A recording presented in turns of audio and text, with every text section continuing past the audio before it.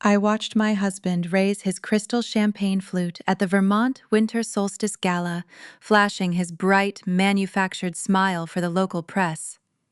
He looked so proud of himself, standing there in his tailored tuxedo. He had no idea that in exactly 4 minutes, law enforcement officers were going to walk through the mahogany doors of the lodge and escort him into the freezing snow in handcuffs. I took a slow sip of my martini, knowing I was the one who orchestrated the entire evening. Before we get into how my husband engineered his own downfall, take a quick second to comment your age down below. If you love seeing arrogant people get exactly what they deserve, make sure to like this video and subscribe to Melissa Told Stories. Now, to understand how a respected regional tourism manager ended up facing federal charges, we have to rewind 6 months to the morning he looked me in the eye and called me a financial burden. It was a bitter Tuesday in late November. The wind howled through the dense maple forests surrounding our property, rattling the old window panes of the kitchen. I stood over the stove, running on 3 hours of sleep after finalizing the winter harvest logistics for the artisan agricultural cooperative I directed. The smell of cured heritage bacon and dark roast coffee filled the room. I was plating a fresh spinach and Gruyere omelet for Bradley when he marched into the kitchen, his phone in one hand and our joint credit card statement in the other. He did not look at the breakfast I had just prepared. Instead, he adjusted his silk tie in the reflection of the stainless steel refrigerator and slapped the paper down on the granite island. "We need to talk about your spending," Bradley declared. His voice carried that practiced, authoritative tone he used during his marketing pitches. "My mother is right. You are bleeding me dry." I set the spatula down. The cast iron skillet hissed softly behind me. I looked at the statement. It listed the wholesale orders for organic produce, the heating oil for the house, and the property taxes. None of it was personal spending. All of it kept our household running. Bradley crossed his arms, puffing his chest out. "I am sick of supporting you, Allison. It ends today. Starting this month, we each keep our own money. You pay for your life, and I pay for mine." Most wives might cry. Some might yell, throwing the hot coffee across the room. I did neither. Growing up in rural Vermont teaches you a lot about survival. When a maple tree starts rotting from the inside, you do not chop it down right away. You let the harsh winter freeze the rot, making it rigid and easy to extract. As I looked at the man I married, the man whose mother I secretly subsidized every single month just to keep her failing bed and breakfast afloat, I felt nothing but a sharp, icy clarity. "Are you sure that is what you want?" I asked, my voice steady, betraying no emotion. "I am positive," he snapped, grabbing his travel mug. "It is the only fair way. You need to learn how the real world works." He turned and walked out the door, the engine of his leased sedan roaring to life in the driveway. He truly believed he had just put me in my place. He believed he was the provider. I picked up the discarded statement and walked over to my laptop. I opened my master budget spreadsheet. I am a data-driven woman. Numbers tell the story people try to hide. The rows and columns illuminated the harsh reality Bradley chose to ignore. My salary as the director of operations brought in $9,000 a month. His mid-level marketing role brought in $5,000. Out of his $5,000, he contributed a fraction to the joint account spending, the rest on designer clothes, golf trips, and handing cash to his demanding mother, Beverly. I was the one paying the mortgage. I funded the premium groceries, the utilities, and the lavish vacations his family demanded. I funded 90% of our joint existence. He wanted separate finances. He wanted to keep his own money. I smiled, the cold air seeping through the window framing my face. I opened a new tab on my browser and logged into my private banking portal. My annual cooperative operations bonus had cleared that morning. Instead of routing it into our joint savings to cover the upcoming winter expenses, I diverted the entire sum into a newly opened, hidden high-yield account under my name only. Then I grabbed my coat and drove down to the local hardware store. I walked straight to the security aisle. I purchased a heavy brass padlock and a standalone pantry cabinet. If Bradley wanted to experience the real world, he was going to get a front row seat. The drive back to our property that afternoon carried a strange and unfamiliar sensation. The perpetual weight of managing another adult had lifted from my shoulders, leaving a crisp and airy freedom in its wake. The brass padlock I purchased at the local hardware store felt heavy and purposeful in my coat pocket. Upon walking through the mudroom, I immediately began assembling the freestanding wooden pantry cabinet in the corner of the kitchen. It took less than an hour to secure the hinges and attach the locking mechanism. Once it was stable, I moved on to the refrigerator. I pulled out a roll of neon pink adhesive labels and a thick black marker. I spent the next 20 minutes methodically tagging every single item I had purchased with my own income. My cooperative connections provided me with a constant supply of top-tier local goods. I placed a bright pink sticker on the foil-wrapped blocks of aged sharp cheddar. I tagged the organic heirloom carrots, the bundles of fresh asparagus, and the glass bottles of small-batch sparkling water. The artisan charcuterie, the grass-fed ground beef, and the imported butter all received the same bright designation. Within half an hour, the inside of our stainless steel refrigerator looked like a modern art exhibit, warning unauthorized personnel to keep their hands away. I consolidated all of my items onto the top 3 shelves, leaving the bottom drawer entirely bare, save for a half-empty jar of yellow mustard and a single heel of stale rye bread. That was his shelf now. With the kitchen arranged to reflect our new financial reality, I poured myself a glass of Pinot Noir and started on dinner. I chose a premium duck breast from a local farm, scoring the skin with a sharp knife before placing it skin side down in a cold cast-iron skillet. As the heat rose, the fat began to render out, filling the kitchen with a rich, savory aroma. I added sprigs of fresh thyme and a handful of dried cherries to create a reduction sauce. The rhythmic sizzle of the pan was the only sound in the house until the crunch of tires on the gravel driveway signaled my husband had returned. The heavy front door swung open, bringing a gust of freezing wind into the hallway. Bradley stamped his snow-covered boots on the mat and hung his expensive wool coat on the rack. He walked into the kitchen, loosening his silk tie with a weary sigh.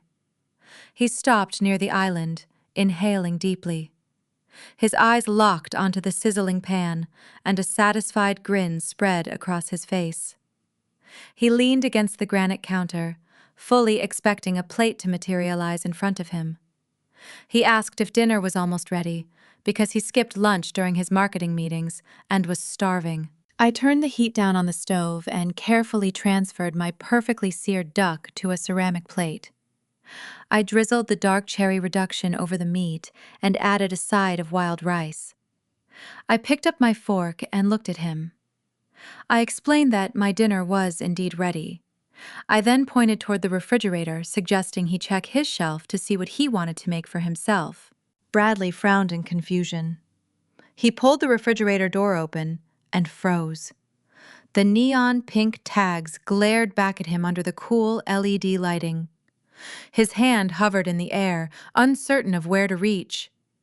He scanned the shelves before his gaze dropped to the desolate bottom row, containing only the forgotten mustard and the sad piece of bread. He turned around, his face flushed with a mixture of embarrassment and rising anger. He asked what kind of childish game I was playing. I took a slow, deliberate bite of the duck, savoring the tender meat. I kept my voice level and polite. I reminded him of his own words from that very morning. He had demanded separate finances and insisted we each pay for our own lives. I informed him that I paid for the groceries in that refrigerator with my salary, so they belonged to me.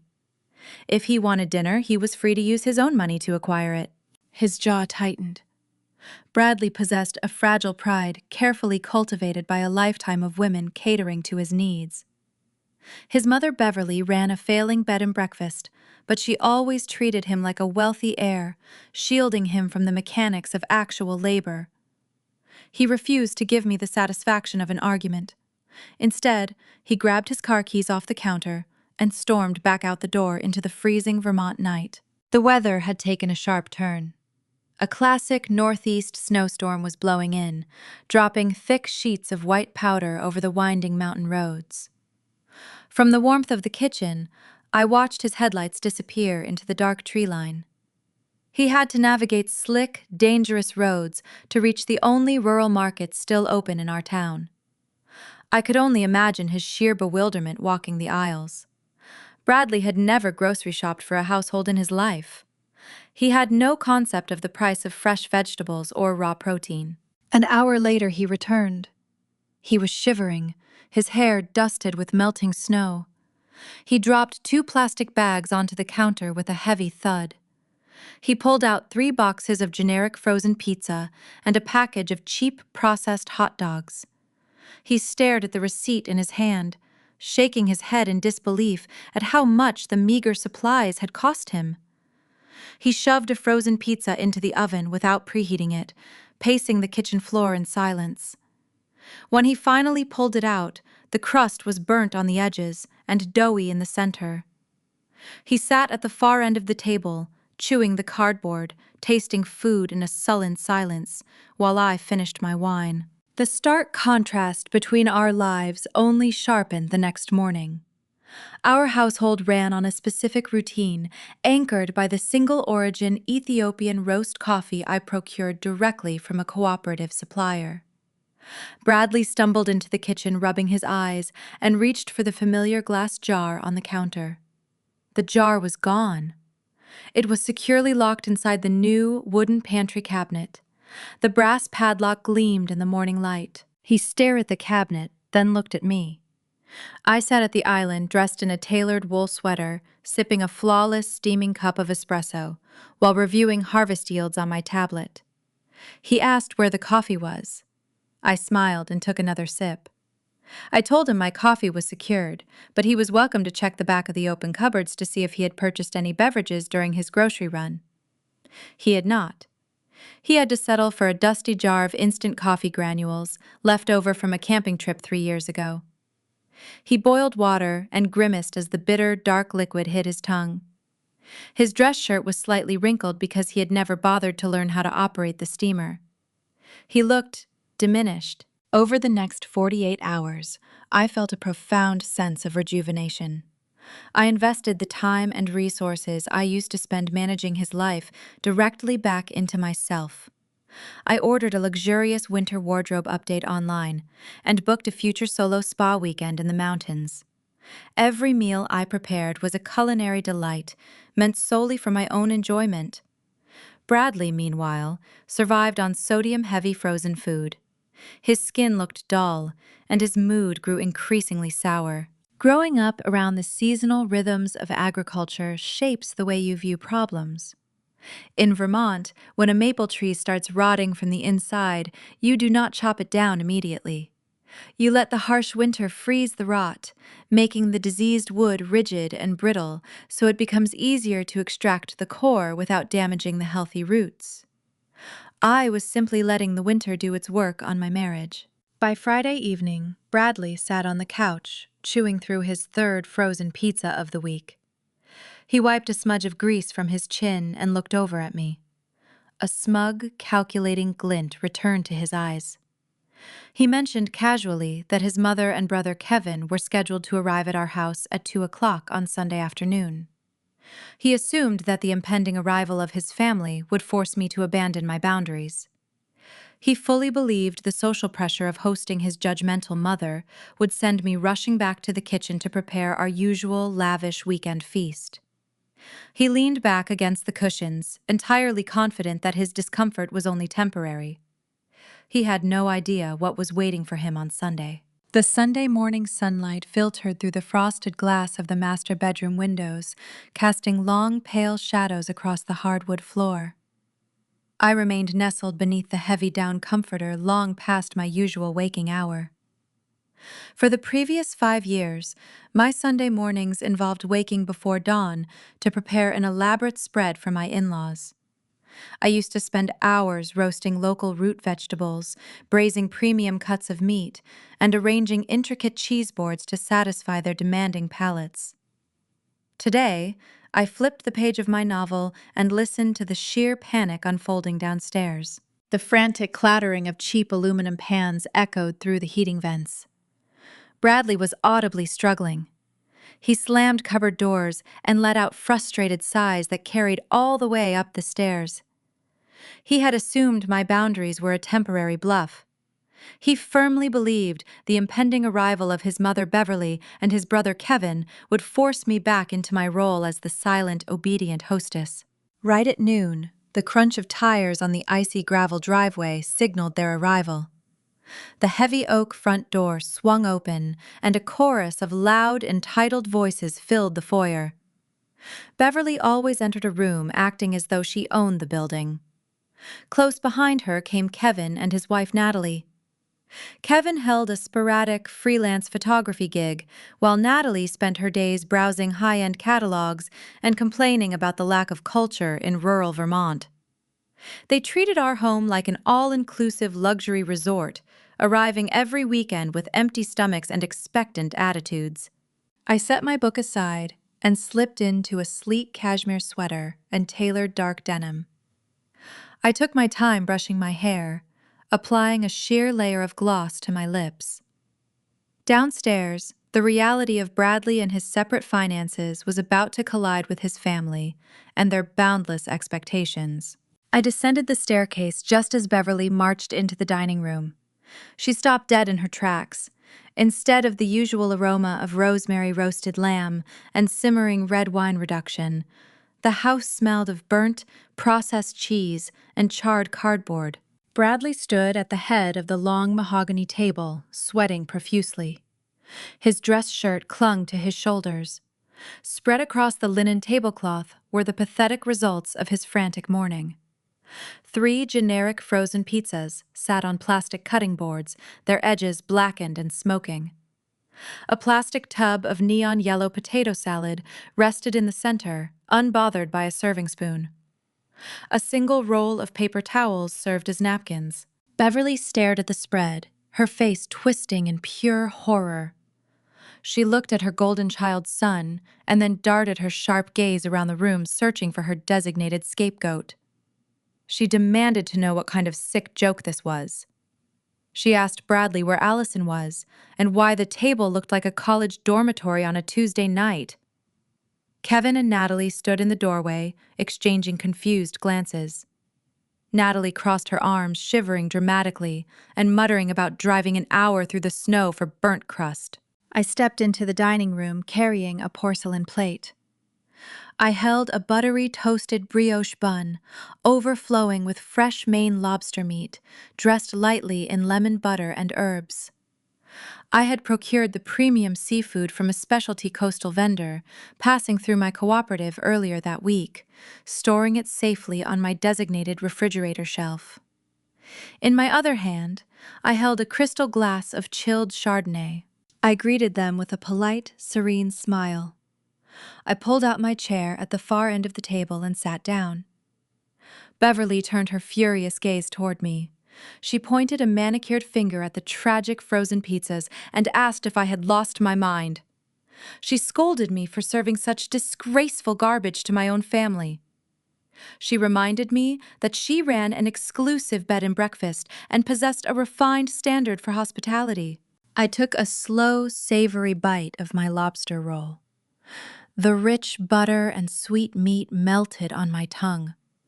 I picked up my linen napkin, dabbed the corners of my mouth, and looked directly into Beverly and her indignant eyes. I explained that I did not serve that food. I told her Bradley purchased, cooked, and served that meal, using his own money. I informed the room that Bradley recently decided he was sick of supporting me and demanded we separate our finances. Therefore, I was now only responsible for feeding myself. I gestured toward my pristine plate as evidence of my independent budget. The dining room fell into a stunned, breathless silence. Kevin stared at his brother, his mouth hanging slightly open. Natalie let out a quiet gasp, stepping away from the table. Bradley turned a deep shade of crimson. He stammered, trying to interject, attempting to weave a narrative where he was still the victim. He mumbled something about me taking his request too literally and ruining the Sunday tradition just to be petty. Beverly narrowed her eyes, adjusting her silk scarf. She stepped closer to the table, adopting a deeply condescending tone. She told me I was being incredibly childish. She lectured me on the duties of a supportive wife, claiming that refusing to feed my hard-working husband and his loving family was a shameful display of selfishness. She insisted that family shares everything, and I owed them a proper meal. I set my wine glass down. The gentle clink of the crystal echoed in the quiet room. I reached into the pocket of my cashmere sweater and pulled out my tablet. I unlocked the screen, tapping directly into my master household ledger. I looked back at Beverly and asked her if she truly wanted to discuss sharing and family duty. I began reading the data aloud. My voice remained cool, measured, and devoid of any emotional tremor. I stated that over the past 12 months I had spent exactly $12,460 on weekend groceries exclusively to feed her, Kevin, and Natalie. I swiped the screen, pulling up the itemized lists. I read off the cost of the prime rib from Easter, the imported Italian truffles from Thanksgiving, and the countless bottles of artisan wine they drank without ever saying thank you. I pointed out the thousands of dollars I spent subsidizing her bed and breakfast with free wholesale goods from my cooperative. I looked at Kevin and Natalie reading off the exact cost of the luxury ski passes I bought for them last February. I placed the tablet face up on the mahogany table. I stated clearly that for 5 years I had acted as their private chef, their grocery sponsor, and their event planner. I told Beverly that I had shared my entire income to uphold her illusion of wealth. I noted that Bradley contributed a mere fraction to our joint expenses, preferring to spend his salary on golf clubs and designer shoes, while accusing me of being a financial burden. I picked up my wine glass, taking a leisurely sip. I finished my statement by telling them the free ride was officially over. If they wanted to eat a gourmet Vermont feast, they could ask the man who claimed to be the provider. Beverly stood frozen. The sheer weight of the numerical truth stripped away her carefully constructed upper-class facade. She could not argue with bank statements. She could not gaslight a spreadsheet. Her face shifted from pale shock to a mottled, angry red. She looked at Bradley, expecting him to defend her, expecting him to prove me wrong. Bradley looked at the floor, refusing to meet his mother and her piercing stare. He had no defense. The truth was out in the open, leaving him entirely exposed. Beverly snatched her designer handbag off the chair. She hissed at Bradley, telling him to fix his broken household. She turned on her heel and stormed out of the dining room, her heavy footsteps echoing through the hallway. Kevin and Natalie quickly followed, silently shuffling out the front door without a single word of protest. The heavy oak door slammed shut, rattling the window panes. I finished my lobster roll in peace. Bradley remained standing near the head of the table, staring blankly at the cold, burnt pizzas. His chest rose and fell in rapid, shallow breaths. The illusion he had built of being the successful, wealthy patriarch was dead. His family now knew the humiliating truth about who actually held the power in our home. Instead of apologizing, a dark, stubborn shadow passed over his features. His pride was fatally wounded, but his vanity refused to let him surrender. He grabbed a paper plate, slapped a slice of cold pizza onto it, and walked into the living room without looking at me. The battle lines were permanently drawn. The conflict shifted outward, leaving the confines of our kitchen and spilling into the harsh reality of our social standing. Bradley was determined to prove he did not need my money to survive. He was going to double down on his independence, even if it meant running himself straight into the ground. As the bitter winter winds whipped against the siding of our house, I knew his stubborn refusal to yield would soon cost him far more than a ruined Sunday dinner. The immediate aftermath of the disastrous Sunday dinner settled into a tense, suffocating silence. Bradley refused to acknowledge the humiliation, opting instead to construct a fortress of stubborn pride. He possessed an infuriating ability to rewrite history, casting himself as the misunderstood victim. He truly believed he could outlast me, convinced I would eventually crack under the pressure of watching him struggle. His strategy, however, was deeply flawed. He failed to comprehend the sheer expense of maintaining his cultivated image. For years, he strolled into local boutique clothing stores, selecting Italian leather shoes and tailored wool slacks, oblivious to the fact that my salary covered those purchases. Now, restricted entirely to his own $5,000 monthly income, he collided headfirst with cold, hard economics. Within 2 weeks, the physical toll of his vanity became undeniable. The crisp, perfectly pressed dress shirts he used to wear were replaced by wrinkled, limp cotton. He refused to learn how to operate the laundry steamer, leaving his collars bent and misshapen. His diet deteriorated rapidly. Lacking the skills to cook anything beyond boiling water, he resorted to purchasing fast food on his commute back from the regional tourism office. He ate greasy burgers and stale French fries, leaving the cardboard wrappers strewn across the passenger seat of his leased sedan. His skin lost its healthy glow, taking on a grayish pallor. Dark circles deepened under his eyes, a testament to the chronic indigestion keeping him awake at night. Meanwhile, I flourished. The liberation of managing only my own needs infused me with boundless energy. I directed the agricultural cooperative with a renewed focus, overseeing the final stages of the maple harvest with precision. I utilized a portion of the funds I previously wasted on his family to invest in a stunning new winter wardrobe. I purchased a knee-length cashmere coat in a deep emerald green and a pair of custom-fitted riding boots from a local artisan. I felt radiant. I even booked a solo luxury spa weekend at a premier resort nestled high in the Green Mountains. I spent 2 days soaking in thermal pools, receiving deep tissue massages, and dining on exquisite organic cuisine. I returned home refreshed, my skin glowing, and my mind sharp. The contrast between us grew starker by the day. The harsh Vermont winter served as a perfect mirror for our divergent paths. For me, the snow-covered landscape was a beautiful, pristine playground. For Bradley, it was a brutal, unforgiving adversary. His struggle reached a breaking point on a particularly frigid Wednesday morning. The temperature had plummeted below zero freezing, the moisture in the air into sharp, tiny crystals.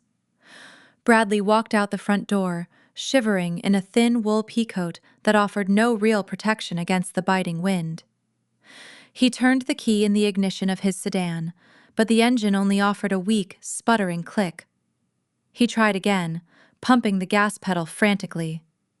The battery was dead, and the alternator had likely seized in the cold. He stomped back into the house, his face flushed with frustration. He paced the kitchen floor, demanding I call my preferred mechanic and arrange for a tow truck. He casually mentioned that the repair would probably cost around $2,000, suggesting I transfer the funds to his checking account to cover the sudden expense. I sat at the island, sipping my morning espresso. I looked up from my tablet, maintaining a polite, detached expression. I reminded him that we managed our money separately now. I explained that his vehicle was his responsibility, just as my car was mine. I told him I would not be transferring any funds to cover his repair bill. He stared at me, his mouth opening and closing like a fish pulled from a frozen pond. He argued that he needed his car for work, insisting that a regional marketing manager could not be seen relying on public transportation. He pleaded, claiming this was a genuine emergency and not just a grocery dispute. I took another sip of coffee, savoring the rich, robust flavor. I calmly reiterated his own steadfast rule. Everyone pays for their own life. I suggested he contact a local tow company using his own credit card or consult the rural bus schedule to ensure he did not miss his morning meetings. The realization hit him like a physical blow. He had no emergency savings. He had squandered his available cash on expensive lunches trying to maintain appearances with his colleagues. He was entirely broke. With no other option, Bradley was forced to bundle himself in layers of inadequate clothing and trudge a mile through the snowdrifts to reach the nearest bus stop. He stood on the side of the icy highway, waiting for the rusted county transit vehicle to arrive. For a man whose entire identity revolved around projecting wealth and success, riding the public bus alongside high school students and farmhands was a devastating humiliation. He returned home that evening looking utterly defeated, his polished leather shoes ruined by the salted slush. Despite his visible decline, the demands of his family did not cease. His mother, Beverly, remained dangerously oblivious to the reality of her son and his financial ruin. Her exclusive bed and breakfast relied heavily on the peak winter tourism season to remain solvent. For years, she utilized my position at the cooperative to secure premium local goods at deep wholesale discounts.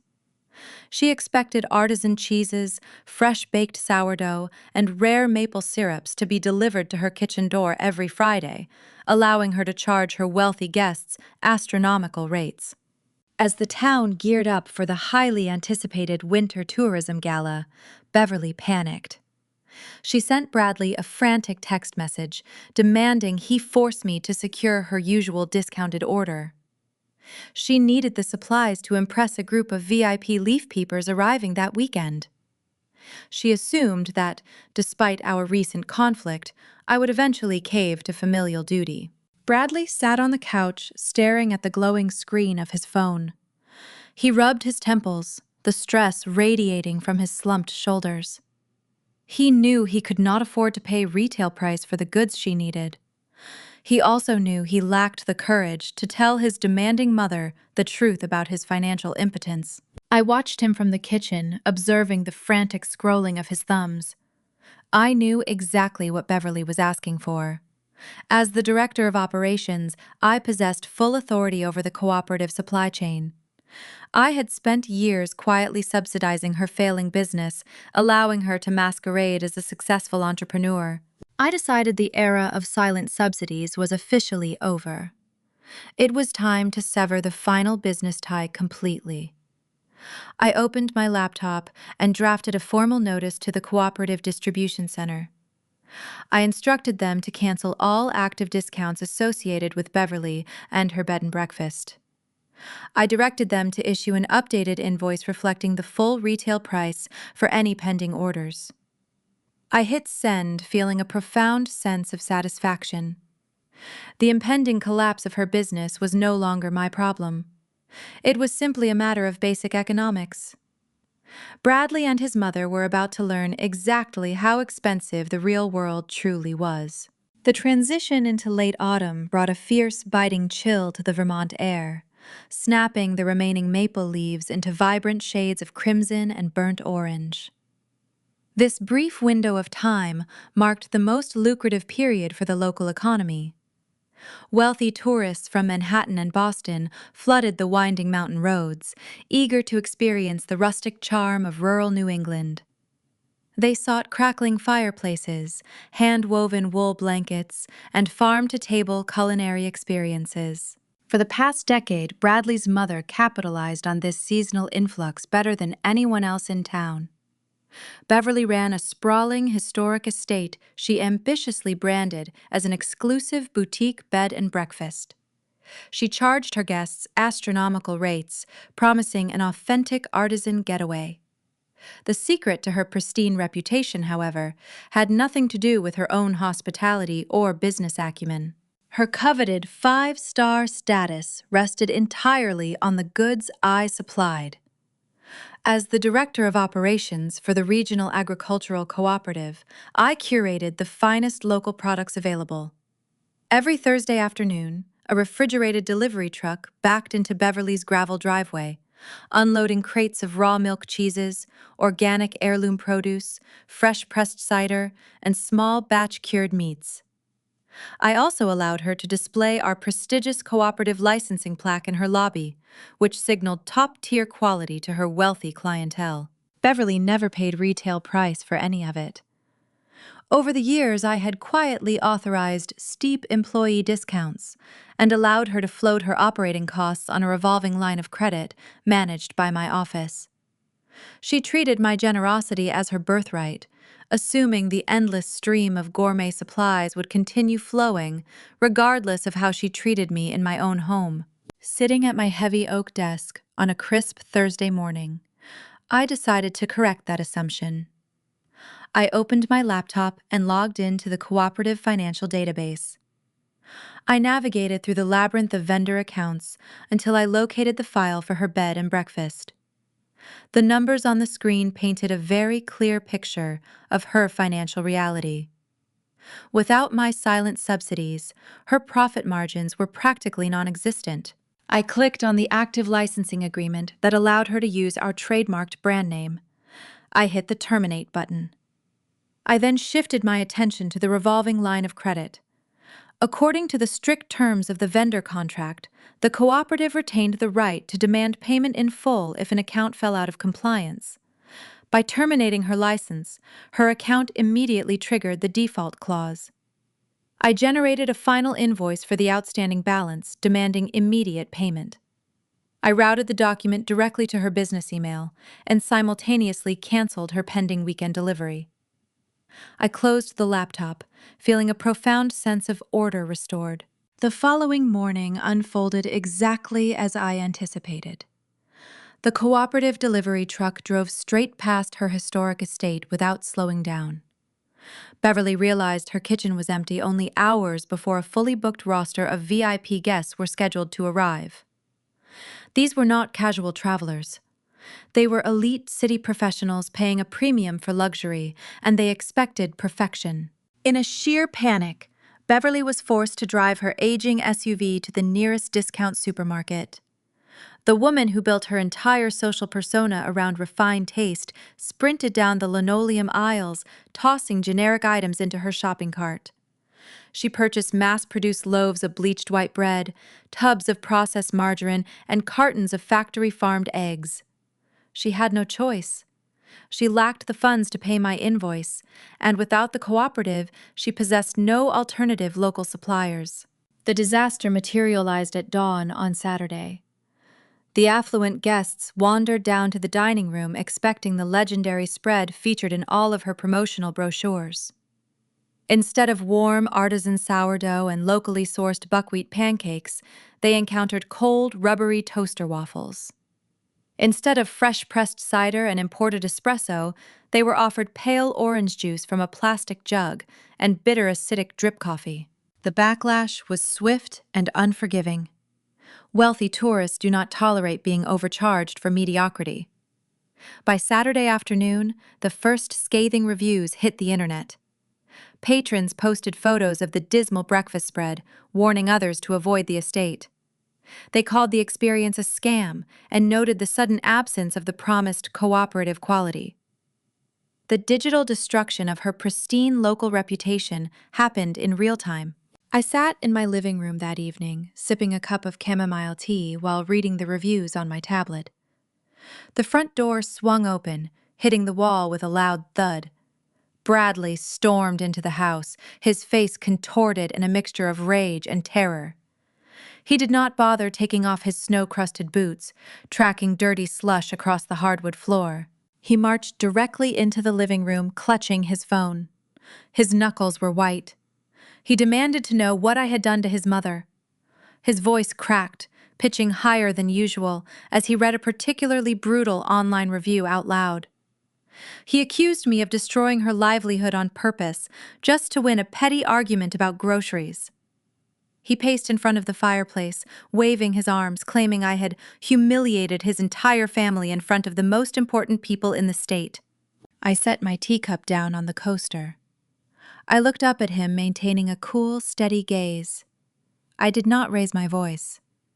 I informed him that I simply audited the cooperative vendor accounts and enforced a standard contract. I explained that his mother owed my organization a substantial amount of money, and I was no longer willing to hide her debt. I reminded him of his own demands. He was the one who insisted on strict financial separation. He was the one who claimed I was a leech draining his resources. I leaned back into the sofa, folding my hands in my lap. I stated very clearly that a business reliant on stolen labor and stolen goods is not a business at all. It is a charity. And I was no longer operating a charity for his mother. Bradley stopped pacing. He opened his mouth to argue, but no words came out. The cold, undeniable logic of my statement trapped him. He could not defend her without admitting they both relied entirely on my wealth to survive. His chest heaved as he stared at me, realizing the true scope of his vulnerability. He turned on his heel and retreated to the kitchen. The bravado he carried just moments before vanished, leaving behind a desperate, cornered animal. From the living room, I listened to the sound of cabinet doors opening and closing. Then I heard him dialing his phone. His voice dropped to an anxious, hushed whisper. He was speaking rapidly, trying to negotiate terms he clearly did not understand. He promised someone on the other end of the line that he possessed collateral. He swore he could guarantee repayment within a month. He begged for a short-term cash injection to save his mother from imminent foreclosure. I picked my teacup back up, letting the warmth seep into my palms. Bradley was too vain to admit defeat and too proud to ask me for a legitimate loan. Instead, he was venturing into dark, dangerous financial waters. He was digging a hole he would never be able to climb out of. And I was more than happy to hand him the shovel. The immediate panic that followed the collapse of the bed and breakfast seemed to evaporate a week later. Bradley walked into the kitchen on a crisp Tuesday evening, whistling a cheerful tune. He carried 2 heavy canvas bags from a local specialty grocer, placing them on the granite island with an exaggerated thud. He began pulling out thick cuts of prime rib, artisan cheeses, and a bottle of imported Cabernet Sauvignon. He shot a smug, triumphant glance in my direction, clearly intending to prove that my financial embargo had failed to break him.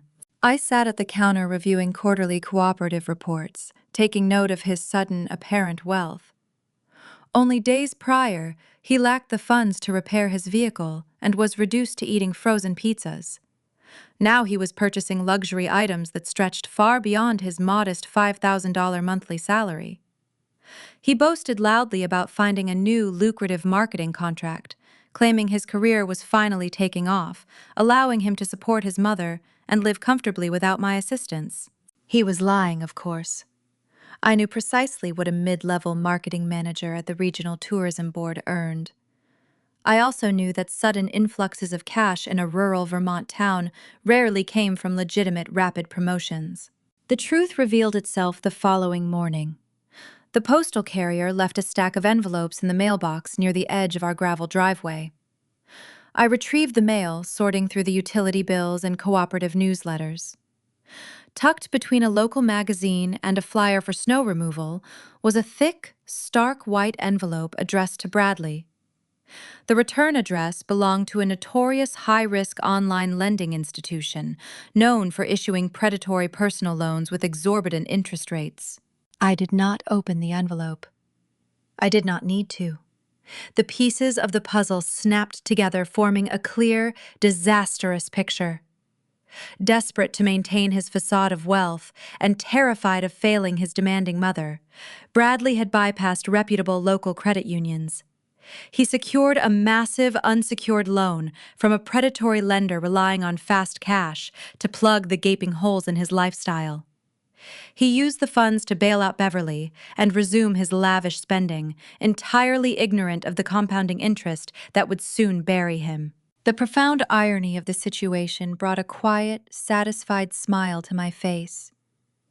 What Bradley did not know, and what Beverly remained blissfully ignorant of, was the true ownership of the bed and breakfast debt. After terminating her cooperative license and calling in her line of credit, the local bank holding her primary mortgage classified her as a high-risk default. Operating through a blind trust established by my attorney, I quietly purchased her distressed debt from the bank at a steep discount.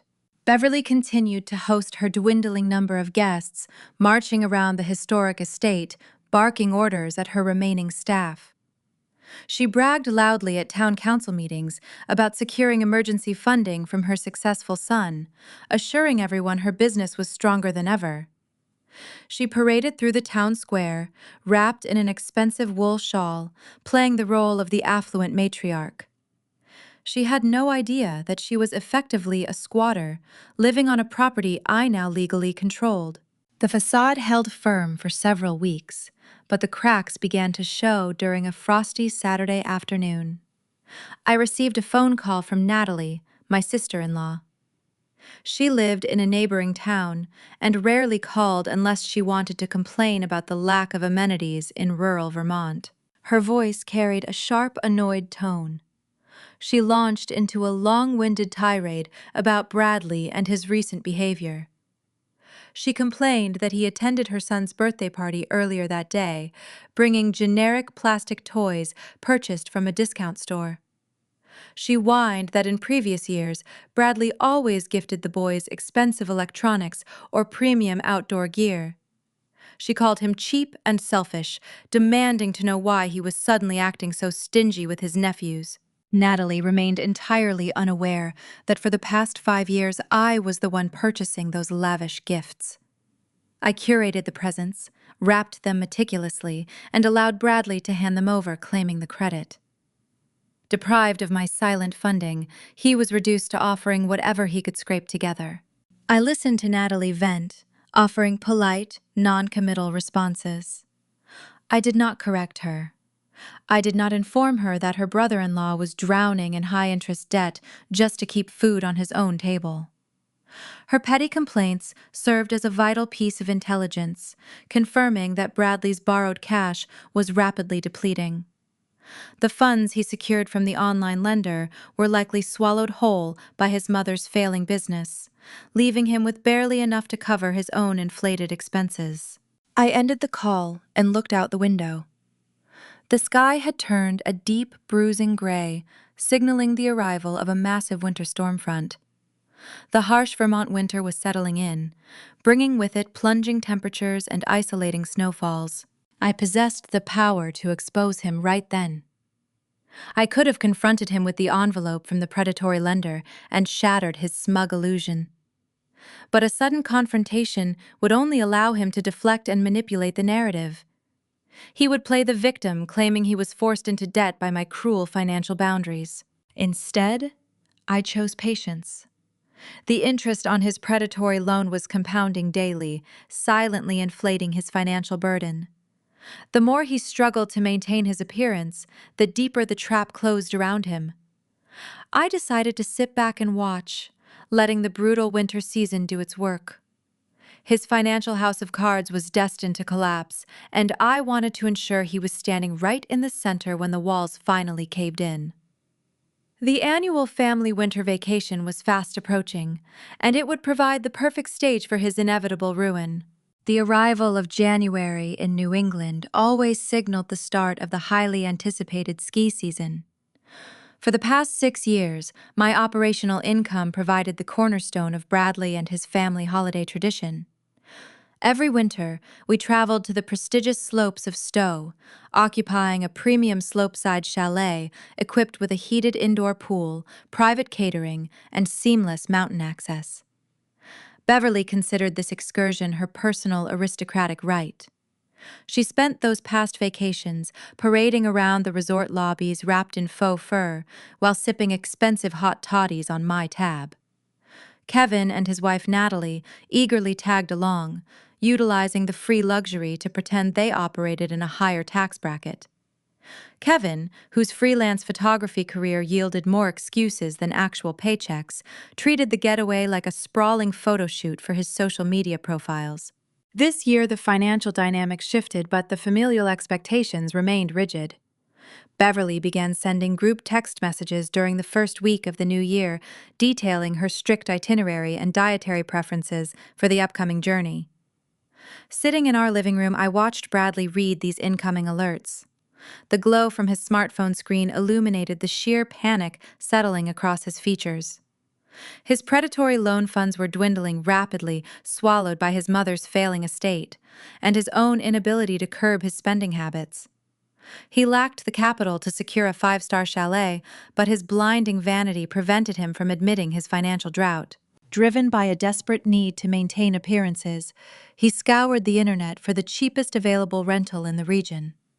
He bypassed the luxury resorts and the quaint bed and breakfasts zooming out on the digital map until he located a property buried deep in the backcountry.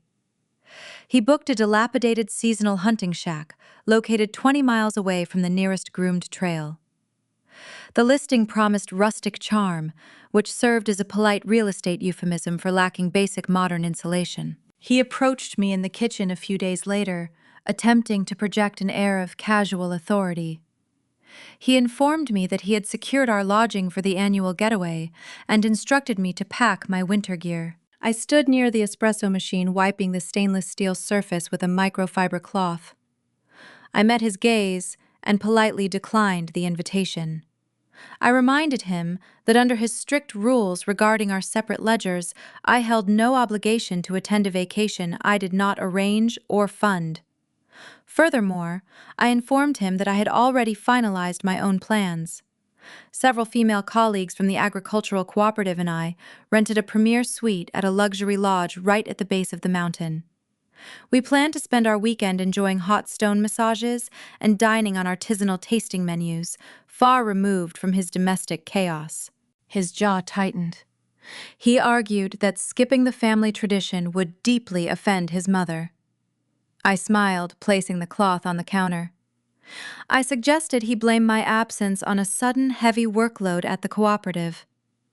I picked up my ceramic cup and walked upstairs, leaving him to face the consequences of his own pride.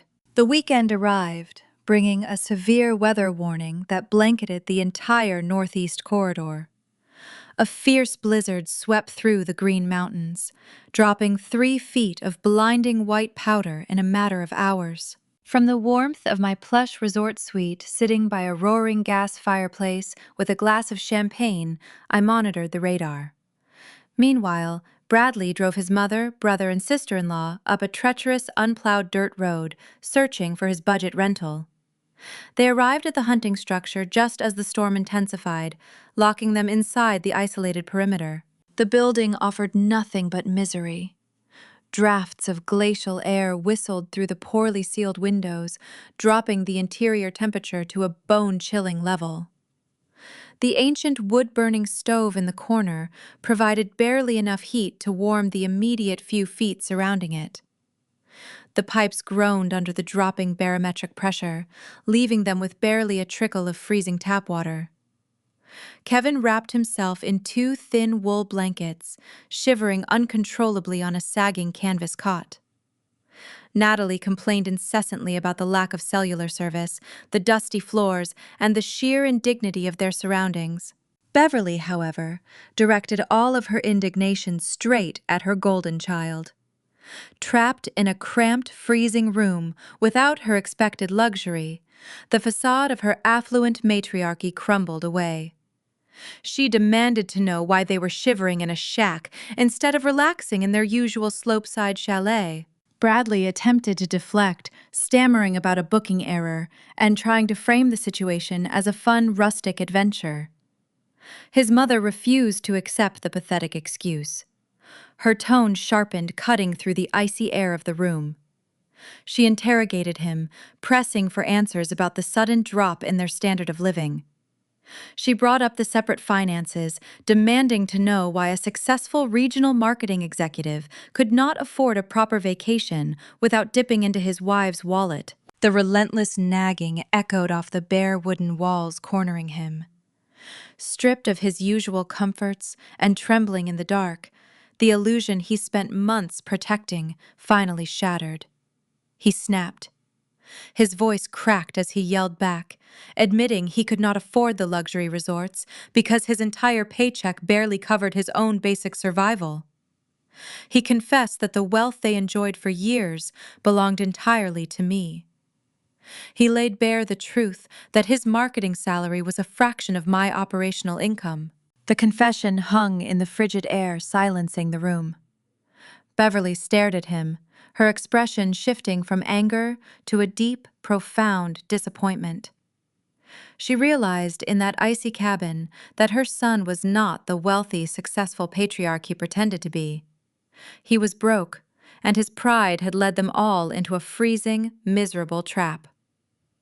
The rest of the weekend passed in a bitter, resentful silence. The physical reality of the harsh Vermont storm perfectly mirrored his internal ruin. The walls were closing in on him, both literally and metaphorically. I returned home on Sunday evening feeling incredibly rejuvenated. The spa treatments and the uninterrupted rest restored a vibrant color to my cheeks. I unpacked my pristine ski gear, humming a quiet, melodic tune. An hour later, the front door groaned open. Bradley shuffled into the hallway looking like a frostbitten ghost. His lips carried a faint blue tint, and his posture was entirely defeated. The confident, arrogant man who demanded financial separation months ago was gone, replaced by a hollow shell shivering in a damp wool coat. He did not speak. He merely dropped his canvas duffel bag on the floor and walked heavily up the stairs to take a scalding shower. I stood in the foyer looking at the puddle of melting snow forming around his discarded luggage. The winter had successfully frozen the rot, making his deep insecurities brittle and easy to observe. His vanity had cost him his comfort, his savings, and the respect of his demanding mother. Yet rather than accepting his defeat and learning from his profound humiliation, he was about to pivot toward a new, dangerous strategy. Desperate men rarely surrender gracefully. His mother, having witnessed his financial impotence, realized she could no longer rely on his legitimate income to fund her lifestyle. The following morning would bring a sudden, fabricated crisis designed to extort the cash they could no longer simply demand.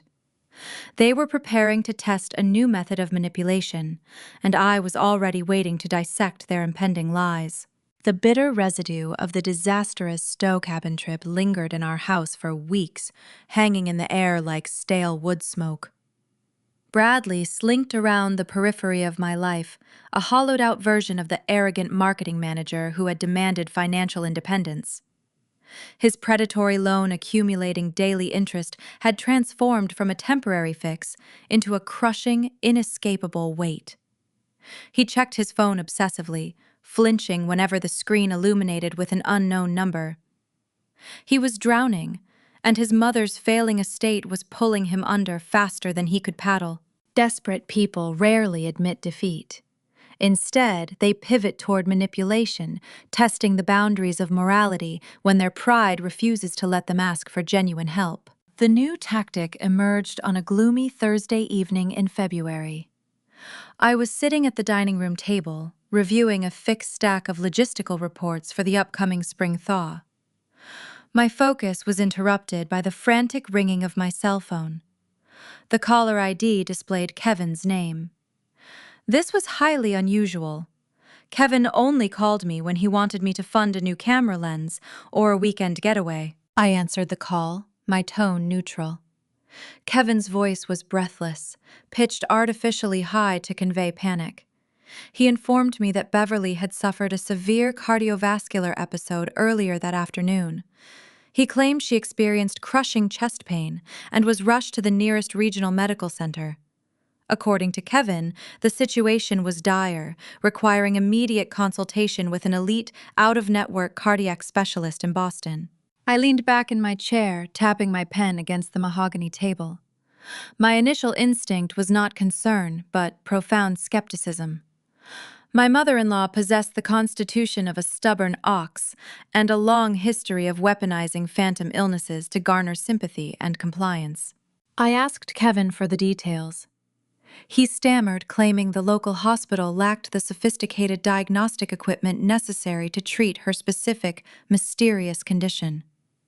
He then arrived at the true purpose of the phone call. He explained that Beverly's insurance would not cover the expensive private specialist. He heavily implied that as the wealthiest member of the family, it was my moral duty to cover the upfront consultation fees, a figure he casually estimated at around $15,000. I did not immediately refuse. I understood that outright denial would only allow them to label me a heartless monster, a narrative they desperately wanted to construct. Instead, I employed the most effective weapon in my arsenal: bureaucratic procedure. I expressed my deep, manufactured concern for her sudden affliction. I told Kevin that while we maintained separate personal finances, I possessed a premium, high-tier health insurance policy through the agricultural cooperative. I offered to submit the out-of-network claim through my provider, noting that they often reimbursed emergency specialty consultations if the proper documentation was provided. The line went dead quiet for a long, uncomfortable moment. Kevin mumbled something about the situation being complicated and needing to speak with Bradley. He hung up abruptly. They had not anticipated an administrative hurdle. They expected a guilt-ridden panic transfer of cash. The following morning, Bradley approached me in the kitchen, his demeanor overly earnest. He carried a manila folder, clutching it tightly against his chest. He reiterated the severity of his mother's sudden heart condition, insisting that time was of the essence. He claimed Beverly felt too proud to ask for my help directly, but the situation was critical. He slid the folder across the granite island. He stated that the documents inside were the preliminary invoices and diagnostic codes from the regional medical center, proving the necessity of the expensive Boston specialist. I opened the folder, my eyes scanning the paperwork. The documents were printed on crisp, official-looking letterhead. They listed a series of complex medical codes, a terrifying diagnosis, and an exorbitant estimated cost for future treatment. Bradley watched me closely, a bead of sweat forming near his temple. He urged me to bypass the insurance claim process, arguing that the reimbursement would take too long. He practically begged me to write a personal check, promising that they would pay me back eventually. I slowly closed the folder, keeping my expression entirely unreadable. I told him I needed to review the codes with my insurance liaison before authorizing any transfer of funds. I took the folder and walked up to my home office, leaving him standing nervously in the kitchen. The moment I sat at my desk, I allowed a cold, sharp smile to spread across my face. Bradley and Beverly had made a fatal amateur mistake.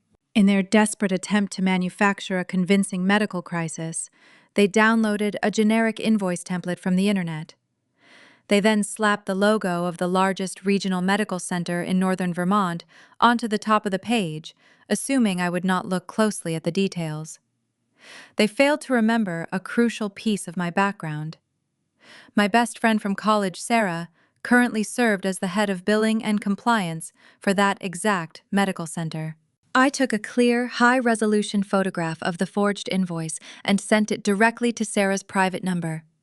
I included a brief message asking her to verify the authenticity of the diagnostic codes and the formatting of the document. Her response arrived less than 3 minutes later. The message was succinct and brutal. She informed me that the medical center had not used that specific logo in over 5 years. She noted that the diagnostic codes listed were entirely contradictory, describing a condition that essentially did not exist. Finally, she confirmed that there was no record of Beverly ever being admitted to their facility in the past decade. The document was a complete, undeniable forgery. The audacity of their scheme was staggering. They attempted to extort $15,000 from me by faking a life-threatening illness, utilizing fraudulent documents to secure the cash. They believed I was gullible enough to write a blank check out of familial obligation. I did not march downstairs and confront Bradley. A private confrontation would allow him to minimize the lie, claiming it was a desperate misunderstanding, born out of genuine fear for his mother's health. He needed to be exposed in a manner that completely dismantled their remaining credibility. I opened a new group text message on my phone, adding Bradley, Beverly, Kevin, and Natalie. I composed a polite, devastatingly precise message. I expressed my relief that Beverly was apparently experiencing a miraculous recovery, given that she had never actually set foot inside the medical center. I attached the photograph of the forged invoice, along with a screenshot of Sarah's confirmation detailing the exact nature of the fraud. I stated clearly that attempting to extort money through fabricated medical emergencies was not only morally bankrupt, but legally actionable. I concluded the message by suggesting they find a new source of funding for their fictional ailments, as my charity was permanently closed. I hit send and walked downstairs to pour myself a second cup of espresso. Seconds later, Bradley's phone buzzed loudly on the kitchen counter. He picked it up, his eyes scanning the screen. All the color drained from his face, leaving him looking like a terrified, cornered animal. He looked up at me, his mouth opening and closing silently. Before he could formulate a pathetic excuse, his phone began ringing frantically. It was Kevin, likely panicking over the digital exposure of their extortion attempt. Bradley ignored the call, staring at the floor in profound, unmitigated humiliation. The fake medical emergency was a desperate, flailing attempt to stay afloat. With that avenue slammed shut and their manipulation laid bare for the entire family to see, Bradley was officially out of options. The high-interest online loan he secured weeks ago was now entering default status. The predatory lender would soon begin aggressively garnishing his wages, completely obliterating his remaining income. He was backed against a wall, facing total financial ruin and the collapse of his mother's business. The pressure was mounting, squeezing the remaining sanity from his mind. Desperation breeds dangerous decisions, and Bradley, stripped of his pride and out of legal options, was preparing to cross a line that would lead directly to his own destruction. He was about to target my most valuable asset, setting in motion a chain of events he could not possibly control. The crushing failure of the fabricated medical emergency stripped the last remaining layer of civility from our household. Bradley no longer strutted through the hallways projecting the image of a successful tourism executive. He moved like a hunted animal. The predatory online lender was circling him, tightening the noose. Late notices and aggressive collection warnings flooded his email inbox, sending his smartphone into a constant vibrating frenzy on the kitchen counter. I watched his physical deterioration with detached fascination. His hands trembled when he poured his morning coffee, spilling dark drops across the pristine granite island. His eyes carried a frantic, bloodshot intensity, betraying the sleepless nights he spent pacing the floorboards of the guest bedroom. He was cornered. When vanity meets desperation, morality evaporates. I knew he was rapidly running out of legal avenues to secure cash. His credit score was ruined, and his mother possessed no liquid assets to bail him out. He needed a substantial infusion of capital, and he needed it hidden from local institutions. It was only a matter of time before his gaze drifted toward my own portfolio. My intuition proved correct on a gloomy Tuesday afternoon. I returned home early from the agricultural cooperative due to an impending sleet storm. The house was dead quiet. I hung my wool coat in the mudroom and walked toward my private study to review a series of harvest yield projections. As I crossed the threshold, my eyes caught a subtle discrepancy in the room. The heavy Persian rug covering the floorboards near my mahogany desk was slightly askew. I knelt down and brushed the woven fabric aside, exposing the steel door of the floor safe. The digital keypad bore the faint, oily smudges of a recent frantic attempt to crack the combination. Bradley knew the numeric code. I had given it to him years ago, in case of a genuine household emergency. He clearly assumed I stored emergency cash or valuable jewelry inside the heavy steel box. I punched in the code and lifted the heavy door. The interior compartments remained undisturbed except for one crucial folder. The thick manila envelope resting on the bottom shelf had been opened, its contents hastily shoved back inside. I slid the paperwork out and let a slow, deliberate smile spread across my face. The folder contained the property deed to an 80-acre parcel of prime maple farming land nestled deep in the Green Mountains. The property included a historic timber cabin and a highly lucrative sugar bush operation. The land carried immense financial value, and more importantly, it carried zero debt. It was a pristine, untouched asset. Looking at the heavy parchment paper transported me back to a crisp autumn morning 10 years ago. My father, a stoic Vermont farmer with calloused hands and a razor-sharp mind, sat across from me at our old wooden dining table. He had spent his entire life working that specific plot of land, turning raw sap into liquid gold. On his 70th birthday, he formally transferred the title into my name alone. He slid the deed across the table, his piercing blue eyes holding a solemn weight. He told me to guard the land fiercely. He warned me about the nature of the men I might encounter in the world outside our rural community. He gripped my hand and delivered a piece of advice I never forgot. He said a man who loves his reflection will eventually sell your soul to buy a mirror. My father recognized the inherent danger of vanity. He knew that pride without substance always requires a victim to sustain it. Bradley embodied that exact danger. He found the deed and saw an untapped reservoir of equity. He saw a lifeline to pay off his predatory loans and fund his mother's lavish demands.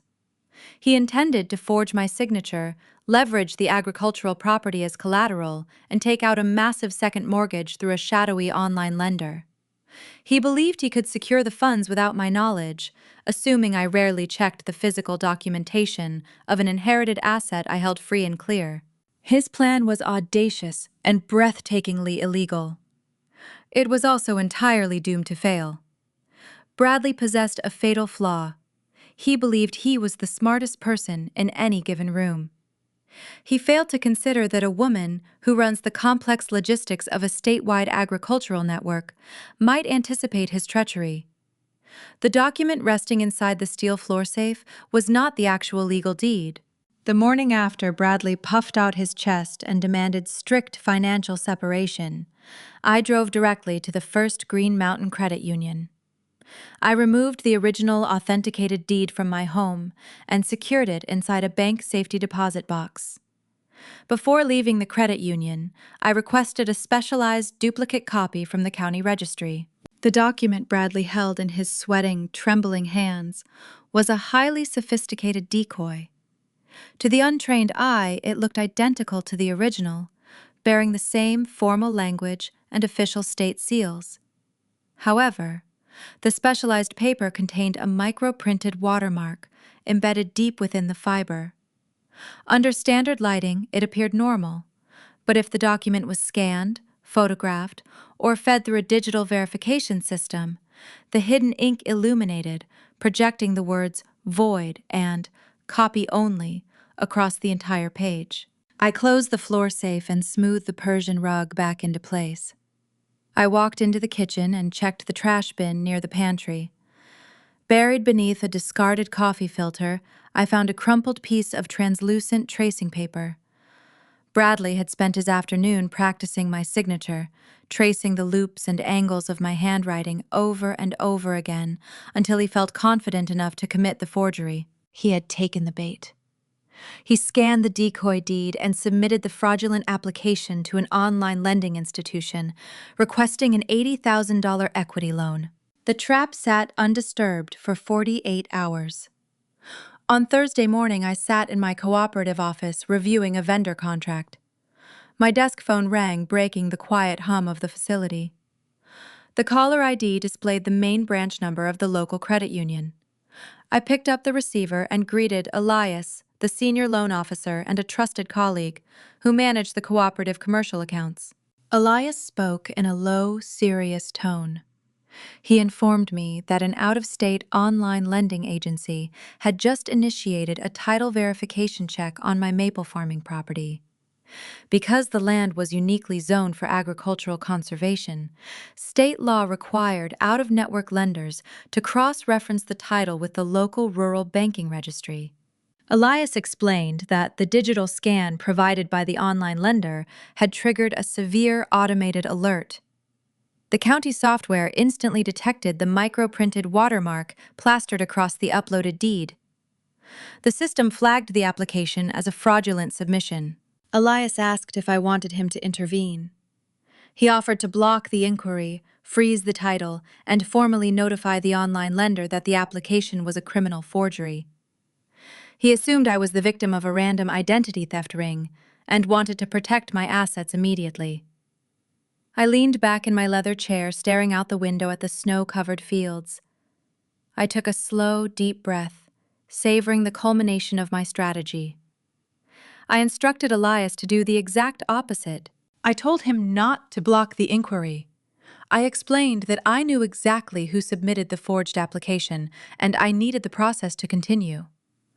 Elias paused, clearly confused by my directive. He warned me that if he validated the preliminary title check, the online lender would move to the final stage of the loan process. They would issue the binding digital contracts, requiring a final electronic signature to release the $80,000. I smiled, acknowledging his warning. I informed Elias that a preliminary application might be dismissed by a defense attorney as a desperate mistake or a misunderstanding. But a final electronic signature transmitted across state lines via an internet portal elevated the crime into a distinct, undeniable federal offense. I needed Bradley to cross that specific legal threshold. I needed him to commit federal wire fraud and attempted bank fraud, leaving a digital footprint that no expensive lawyer could ever erase. I instructed Elias to authorize the preliminary verification and let the application proceed to the final signing phase. Elias agreed, promising to monitor the digital trail and keep the local authorities on standby. I hung up the phone and drove home that evening, feeling a profound sense of calm. When I walked through the front door, the atmosphere in the house had shifted dramatically. Bradley was standing in the kitchen, cooking a modest dinner. He greeted me with a warm, eager smile. The frantic, hunted look in his eyes had vanished, replaced by an unsettling, artificial serenity. He believed he had won. The preliminary approval from the online lender had likely hit his inbox, giving him the false assurance that the $80,000 was merely days away from landing in his checking account. He thought he had outsmarted me. His newfound confidence required a new performance. Assuming his financial salvation was guaranteed, he initiated a sudden, dramatic pivot in his behavior. He was preparing to offer a false surrender, attempting to pacify me and merge our lives back together just long enough to cover his tracks. He had no idea he was dancing on the edge of a precipice, and I was preparing to hand him a pen to sign away his entire future. The aroma of roasted garlic and seared rosemary filled the kitchen, greeting me the moment I crossed the threshold of our home. The scent presented a jarring contrast to the lingering smell of frozen pizzas and burnt toast that had dominated the house for the past several weeks. I hung my winter coat on the wooden rack and stepped into the dining room. Bradley stood near the granite island. He had discarded his wrinkled polyester workshirts in favor of a soft gray cashmere sweater, attempting to project an aura of cozy domesticity. 2 crystal wine glasses sat on the counter beside an open bottle of a mid-tier Pinot Noir. A ceramic dish containing baked ziti rested on the stovetop. He had spent his afternoon curating a scene of humble repentance. He turned toward me, offering a soft, weary smile. The frantic, hunted look that plagued him for days had vanished entirely. In its place, he wore a mask of artificial serenity. He believed the fraudulent application he submitted to the online lending agency was quietly processing in the background. He assumed the $80,000 equity loan would clear within the week, solving his impending financial ruin. His newfound confidence required a new performance. He needed to pacify me, ensuring I remained docile and unsuspecting, while he waited for the stolen funds to hit his bank account. He poured the dark red wine and handed me a glass. His fingers brushed against mine, lingering just long enough to convey a manufactured sense of intimacy. He guided me toward the dining table, pulling out my chair with exaggerated politeness. We sat in silence for a few moments, listening to the wind rattle the frosted window panes. Bradley stared into his wine glass, taking a slow, measured breath. When he finally looked up, his eyes were brimming with unshed tears. He began his rehearsed monologue, letting his voice crack at the perfect intervals. He told me the past few months had been a living nightmare. He confessed that his pride had poisoned his judgment, blinding him to the reality of our partnership. He spoke about the bitter winter, the humiliation of the Stowe cabin trip, and the crushing weight of trying to manage his life without my guidance. A single tear escaped his eye, tracing a line down his cheek. He reached across the mahogany table and gently grasped my hand. He begged for my forgiveness. He pleaded to end the financial separation, insisting he wanted to merge our ledgers and return to being a unified team. He claimed he learned his lesson and promised to never take my contributions for granted again. I looked at his earnest, tear-stained face. Had I not known about the forged signature on the decoy deed resting in the bank queue, I might have believed his performance. He played the role of the broken, contrite husband flawlessly. He wanted to merge our finances now, so the sudden influx of his fraudulent loan money would blend seamlessly into our joint accounts, masking the illegal origin of the funds. I lowered my gaze, staring at the pristine linen tablecloth. I squeezed his hand, returning his gesture of affection while preparing to deploy my own strategic deception. I let out a long, heavy sigh, projecting a deep sense of vulnerability. I told him I appreciated his apology more than he could ever know. I admitted that the separation had been difficult for me as well. Then I introduced the fiction. I rubbed my temples, feigning a severe headache. I explained that I wanted nothing more than to reunite our lives, but we were facing a sudden, catastrophic hurdle. I lowered my voice, adopting a tone of genuine distress. I fabricated a massive work crisis, telling him the Regional Agricultural Cooperative Network was currently undergoing a brutal, unexpected audit by state regulators. I wove a complex, believable lie. I detailed how the state board found discrepancies in the commercial supply chain affecting several high-tier vendors, including his mother's former bed and breakfast. Because I served as the director of operations, the regulatory committee had initiated a standard lockdown protocol. I informed him that my primary operating accounts, my cooperative bonuses, and my personal liquid assets were temporarily frozen pending the conclusion of the 30-day investigation. I watched the micro-expressions flash across his face as my words settled into his mind. First, a sharp spike of terror widened his eyes. He realized the wealthy wife he intended to lean on was suddenly financially paralyzed. If he needed cash to bail out his mother or pay off his predatory lenders, I could not write him a check even if I wanted to. Then the terror melted into a profound, hidden relief. The freeze on my accounts provided the ultimate justification for his criminal actions. In his twisted logic, the fabricated audit meant he had no other choice but to follow through with the forged cabin loan. He convinced himself his fraud was now a necessary, heroic measure to save our family from my regulatory crisis. He masked his internal calculations perfectly, squeezing my hand tighter and offering a sympathetic nod. He assured me we would weather the storm together. He claimed money was secondary to our marriage and promised to support me through the stressful audit. I offered a weak, grateful smile. I told him his support meant everything. I then shifted the conversation toward the trap. I explained that, despite the regulatory freeze on my primary accounts, I maintained a small, unattached reserve fund in a separate credit union. I offered to use that isolated cash to pay off his immediate overdue credit card balances. I specifically mentioned the accounts that were sending him aggressive final notices. I framed the offer as an olive branch, a gesture of good faith to alleviate his immediate daily stress while we navigated the larger financial hurdles. His shoulders dropped, releasing a heavy sigh of genuine relief. The overdue credit card minimums were suffocating him. Erasing those debts would provide him enough breathing room to survive until the $80,000 fraudulent wire transfer cleared. I held up my free hand, pausing his celebration. I stated that I would gladly clear his immediate debts and agree to merge our lives again, but I required one specific condition. I explained that the cooperative audit carried potential liabilities. If the state regulators decided to levy fines against the executive board, I needed to ensure our household structure protected us from total ruin.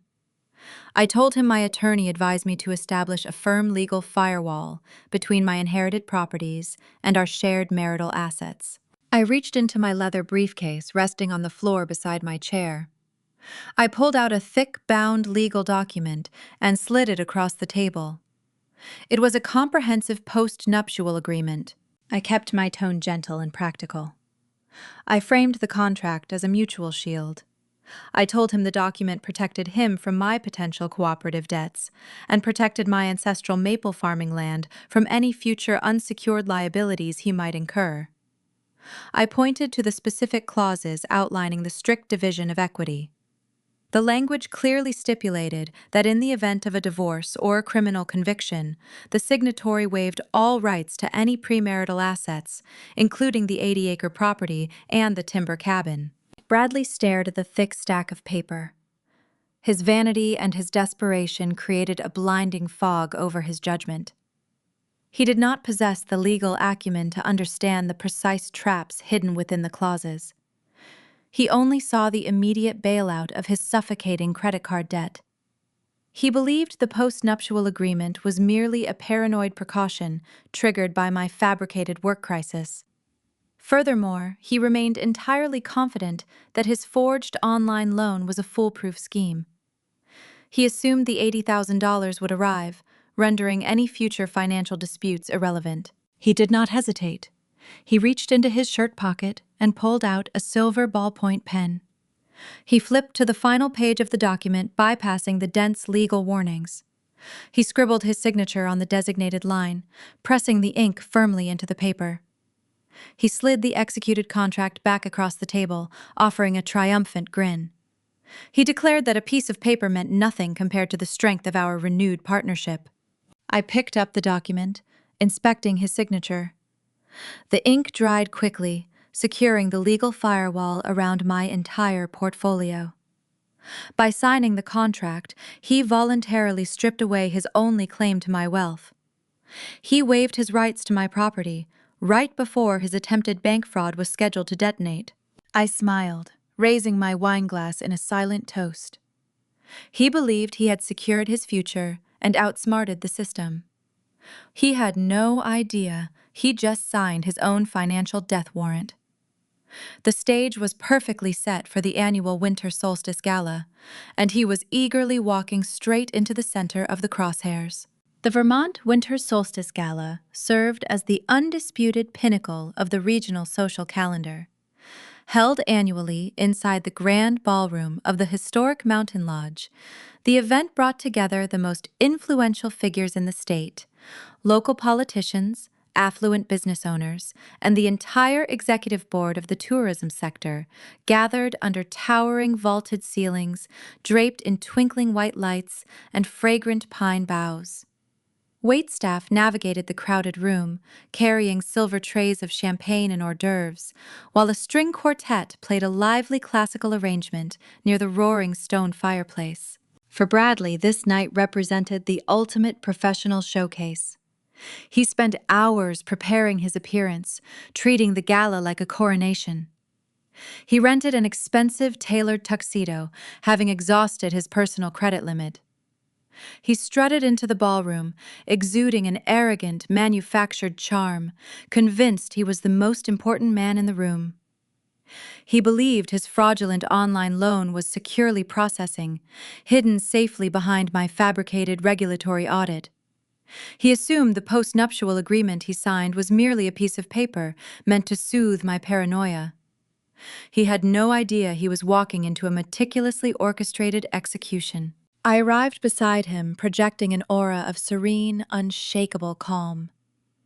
I wore a stunning floor-length gown in a deep midnight blue, paired with a simple diamond necklace I inherited from my grandmother. My hair was styled in an elegant sweep, keeping my expression polite and unreadable. The internal mechanics of my mind, however, were operating with lethal precision.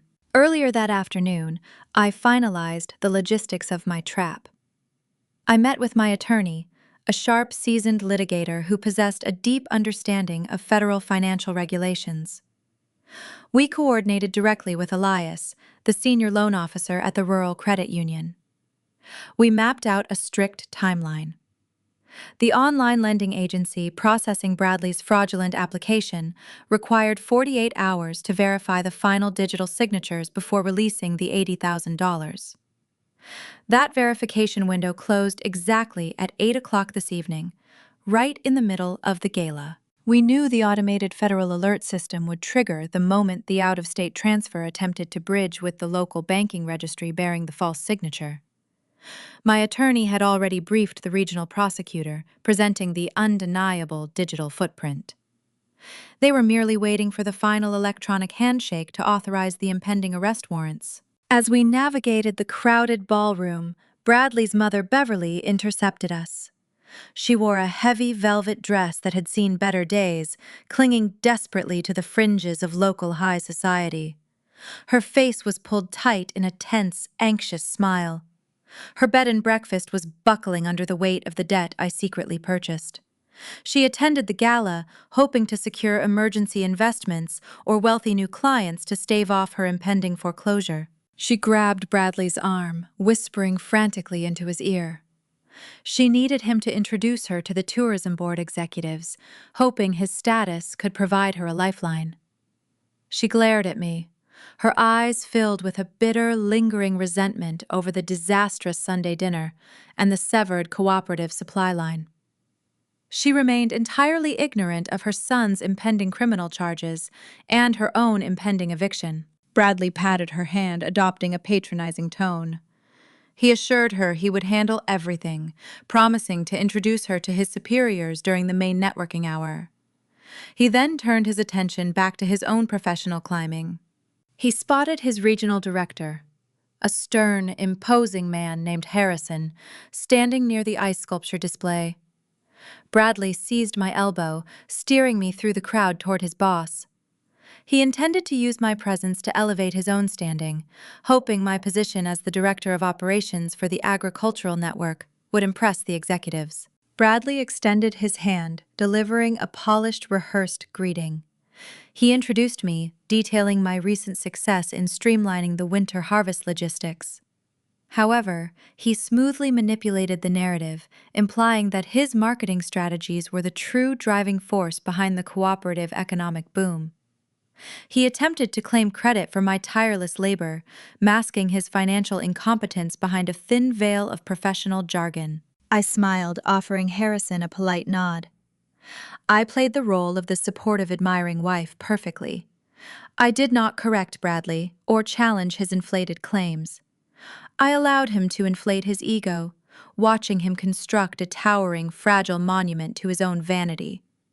The higher he climbed, the more devastating the inevitable fall would become. Harrison seemed impressed, engaging Bradley in a detailed discussion about future regional marketing campaigns. Bradley leaned in, his voice dropping to a conspiratorial whisper as he outlined his ambitious plans for the upcoming year. He was completely absorbed in his own performance, oblivious to the silent countdown ticking away in the background. I excused myself from the conversation, claiming I needed to greet a few colleagues from the cooperative. I glided across the ballroom, strategically positioning myself near the edge of the main podium. The podium was located in the center of the room, surrounded by the most influential figures in the tourism sector. It offered an unobstructed view of the entire event, providing the perfect vantage point for the impending confrontation. I pulled my smartphone from my silk clutch, keeping it concealed against my side. The digital clock on the screen displayed 7:55. The ambient noise of the gala washed over me, a chaotic blend of laughter, clinking crystal, and classical music. My pulse remained steady, a cool, rhythmic beat anchoring me in the moment. At exactly 7:58, my phone vibrated twice in rapid succession. The screen illuminated, displaying a single encrypted text message from my attorney. The message contained only 3 words: "Warrants are signed." The trap had snapped shut. The federal wire fraud alert triggered across the banking registry, locking Bradley into a permanent, undeniable felony charge. The authorities were moving into position. I slipped the phone back into my clutch. A sudden, thrilling rush of adrenaline surged through my veins. The months of enduring his arrogance, his mother's petty demands, and the exhausting charade of our marriage were finally culminating in this exact second.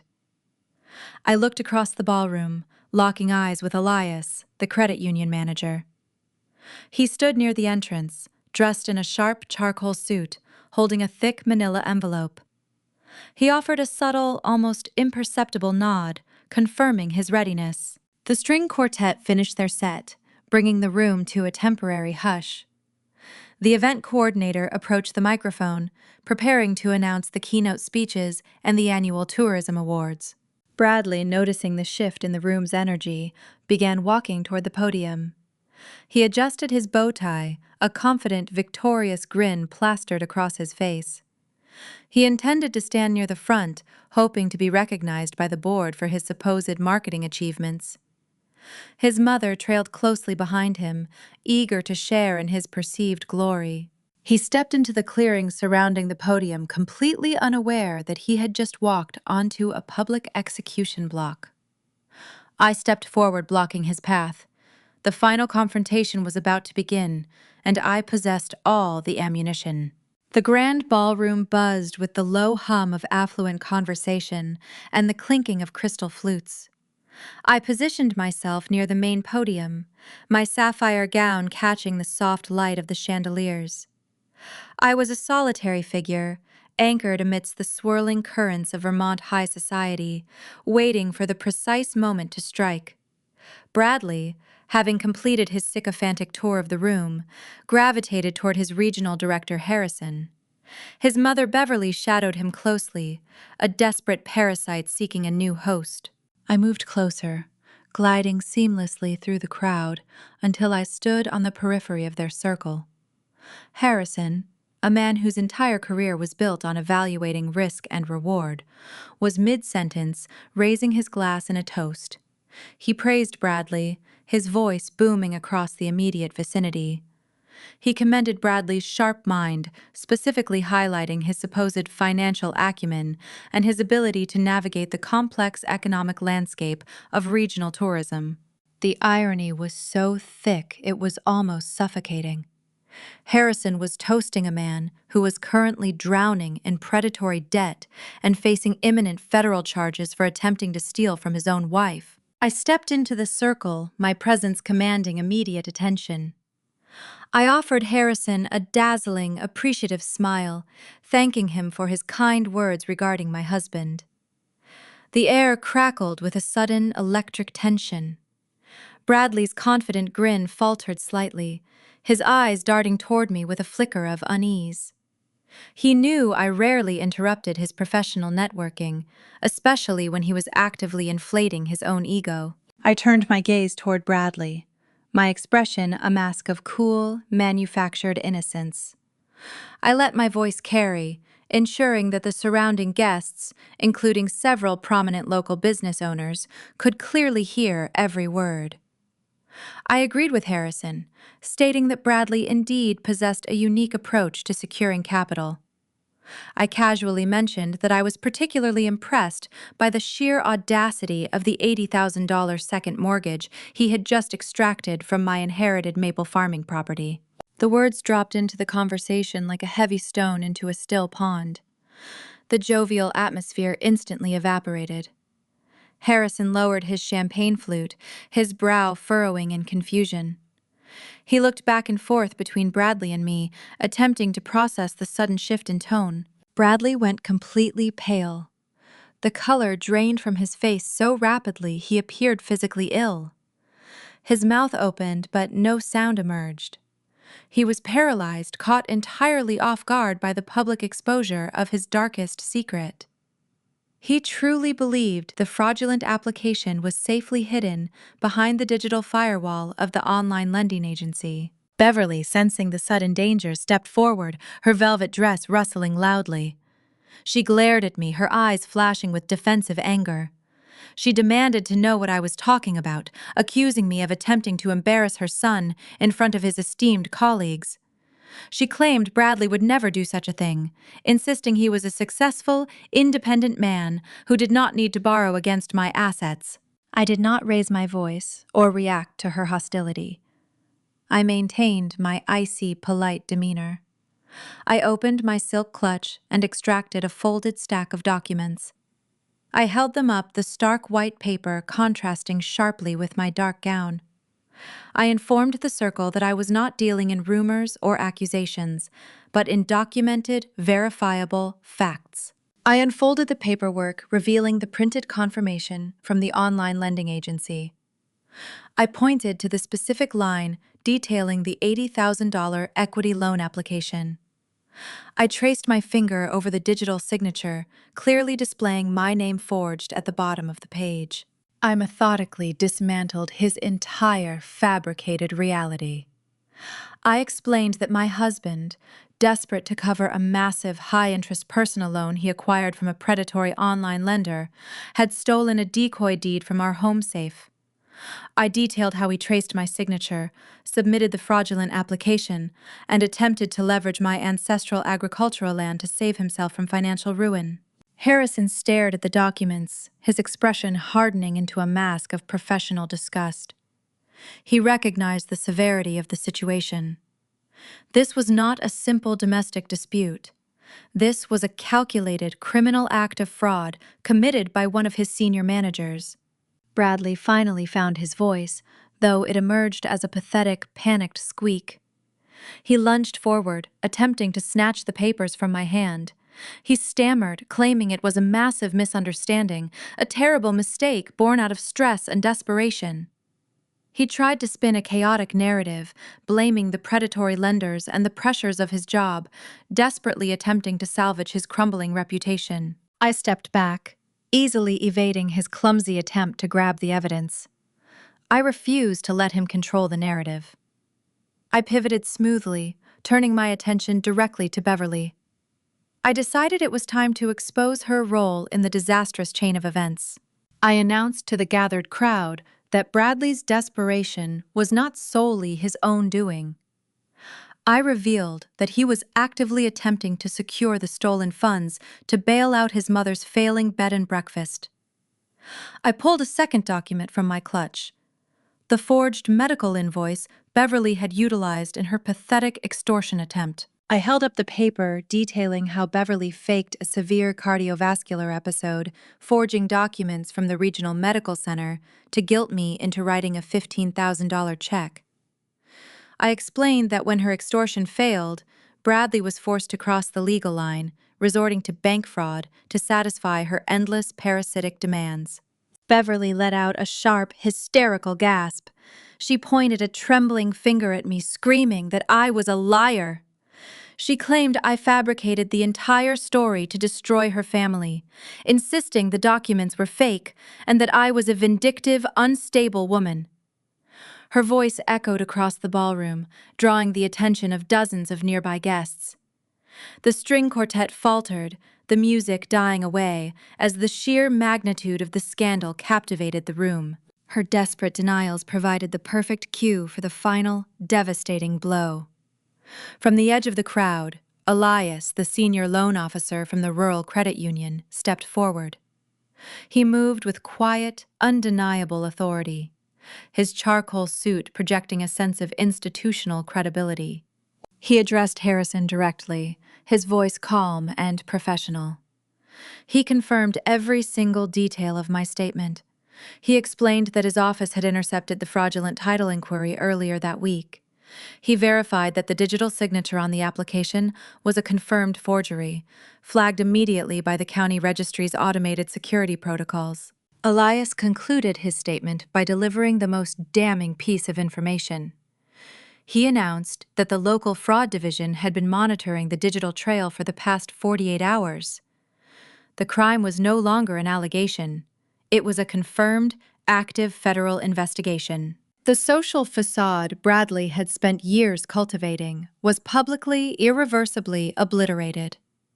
He stood frozen in the center of the ballroom, surrounded by the elite figures of Vermont high society, exposed as a desperate, incompetent fraud. He had attempted to steal from the one woman who possessed the intelligence and the resources to dismantle him completely. He looked at me, his eyes filled with a hollow, terrified realization.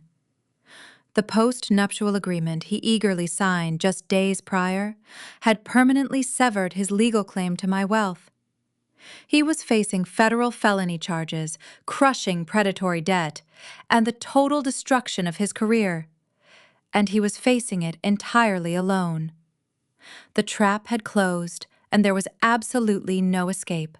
The grand ballroom of the Winter Lodge fell into a state of shocked, suspended animation. The vibrant energy of the Vermont Tourism Gala had evaporated, instantly replaced by a thick, heavy silence. Dozens of influential regional executives, local politicians, and wealthy business owners stood frozen, their champagne flutes hovering midway to their lips. The sheer magnitude of the public exposure held the entire room captive. Bradley stood in the center of the sudden void, looking like a man who had just stepped on a landmine. His polished, confident facade had been entirely blown away, leaving only raw, unadulterated terror. He looked down at the forged online loan documents in my hand, and then up at Elias, the senior loan officer, who had just verified the active federal investigation. The reality of his situation crashed into him. He was not merely facing a domestic dispute. He was facing the total destruction of his life. His survival instinct finally kicked in, overriding his shock. He did not attempt to argue further or offer another pathetic excuse. He turned on his heel, abandoning his mother and his regional director, and bolted toward the heavy mahogany doors leading out of the ballroom. He intended to flee into the snowy night, hoping to disappear before the consequences of his actions could fully materialize. He was far too late. My attorney, a man who specialized in meticulous planning, had coordinated this exact scenario with the local authorities. As Bradley threw his weight against the heavy doors, shoving them open, he collided directly with a wall of dark blue uniforms. 2 state troopers and a plainclothes detective from the Financial Crimes Division stood waiting in the grand lobby. They had arrived minutes earlier, quietly securing the perimeter while I delivered the final, devastating blow inside. The detective stepped forward, blocking Bradley's path of escape.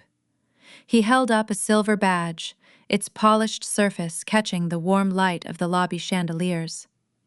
He addressed Bradley by his full, legal name, his voice calm and authoritative, echoing back into the silent ballroom. He informed Bradley that he was being taken into custody. He recited the specific charges, listing federal wire fraud, identity theft, and attempted bank fraud in a clear, steady cadence. Bradley stumbled backward, his hands raised in a futile gesture of surrender. He looked back toward the ballroom, his eyes wide and frantic, searching the crowd for anyone willing to intervene. He found only stares of profound disgust and cold detachment. The state troopers moved in smoothly, grabbing his arms and forcing them behind his back. The sharp metallic click of the handcuffs snapping shut echoed with absolute finality.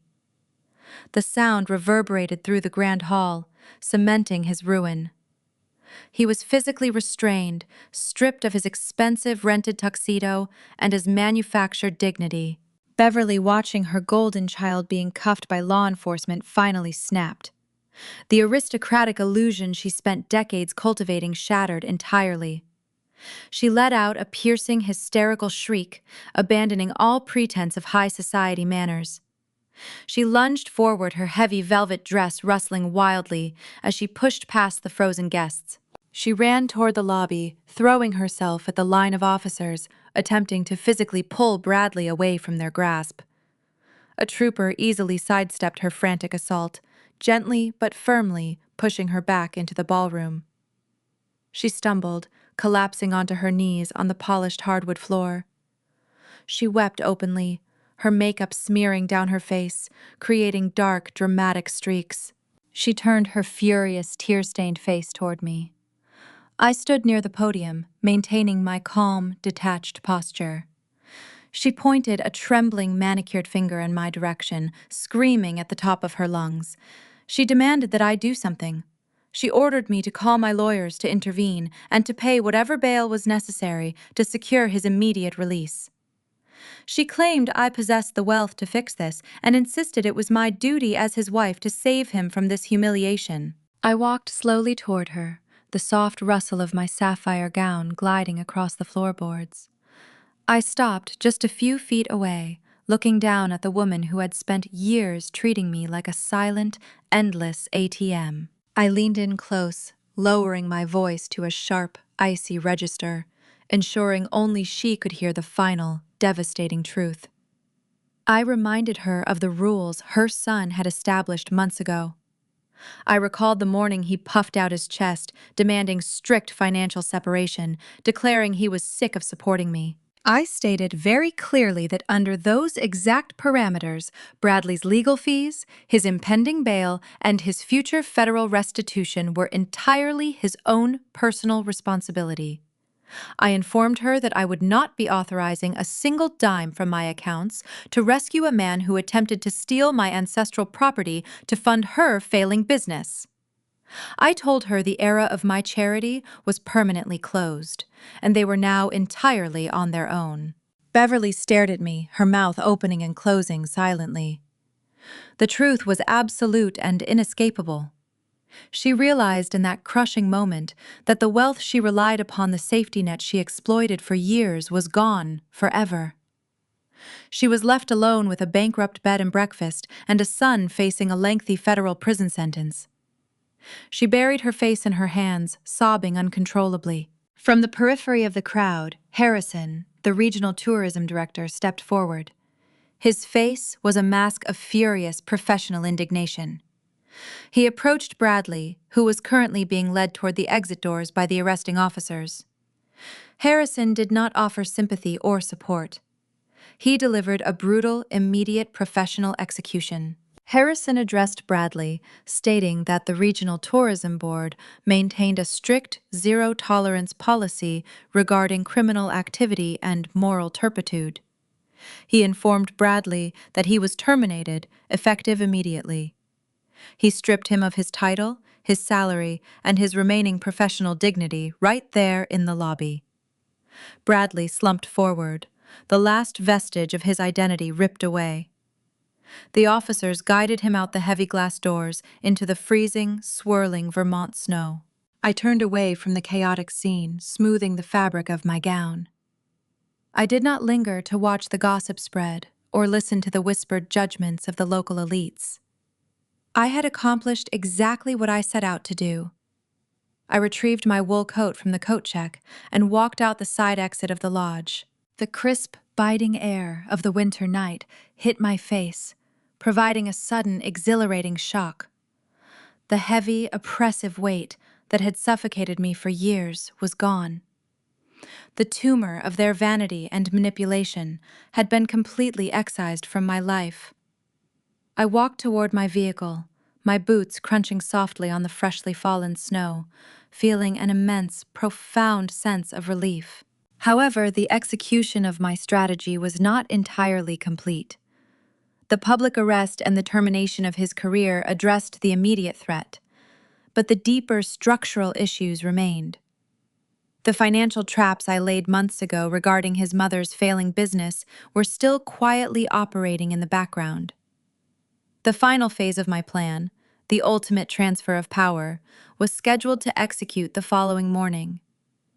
I slid into the driver's seat of my car, starting the engine with a quiet, satisfied smile. Bradley and Beverly believed they had hit rock bottom tonight, but they were entirely unaware that the floor was about to drop out from beneath them one final time. The fallout from the Vermont Winter Solstice Gala blanketed the town faster than the impending blizzard. By Sunday morning, the details of Bradley's arrest had saturated the local gossip channels, rippling through the rural community with electric speed. The Regional Tourism Board scrambled to distance themselves, issuing swift press releases condemning his actions and erasing his name from their directories. The man who had staked his entire identity on public perception was now the subject of widespread, undeniable disgrace. I spent the weekend in the quiet sanctuary of my home, ignoring the frantic vibration of my cell phone. The brass padlock on the pantry cabinet remained securely fastened, a silent monument to the boundary that initiated his ruin. The house felt remarkably peaceful, stripped of his heavy, arrogant presence and the lingering scent of his cheap cologne. My attorney, however, remained incredibly busy. The public execution at the gala was merely the visible portion of my strategy. The true devastating impact of my planning was currently churning through the local legal system, preparing to strike the final blow against Beverly and her crumbling aristocratic illusion. To understand the full scope of the impending destruction, one must look back to the moment I severed the cooperative supply line. When Beverly's exclusive bed and breakfast defaulted on her secret credit account, it triggered a catastrophic chain reaction. The local bank holding the primary mortgage on her historic estate classified the property as highly distressed. Banks in rural Vermont possess a pragmatic approach to distressed debt. They prefer to offload toxic assets quickly, avoiding lengthy foreclosure battles if a willing buyer presents themselves. Operating through a blind trust established by my legal team, I positioned the agricultural cooperative as that willing buyer. I did not purchase the property out of vindictiveness alone. The sprawling estate, located on prime real estate near the Green Mountains, represented an ideal location for a luxury agricultural retreat center. I quietly acquired the debt for a fraction of its market value, waiting patiently in the shadows while Beverly paraded around town falsely claiming her son had provided an emergency financial bailout.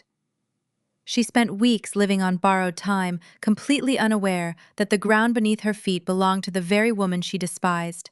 On Tuesday morning, the bank formally processed the foreclosure. The title of the historic estate officially transferred from Beverly to the Blind Trust and consequently to my cooperative network. The transition was seamless, executed with bureaucratic precision. I sat at my mahogany desk reviewing the finalized transfer documents.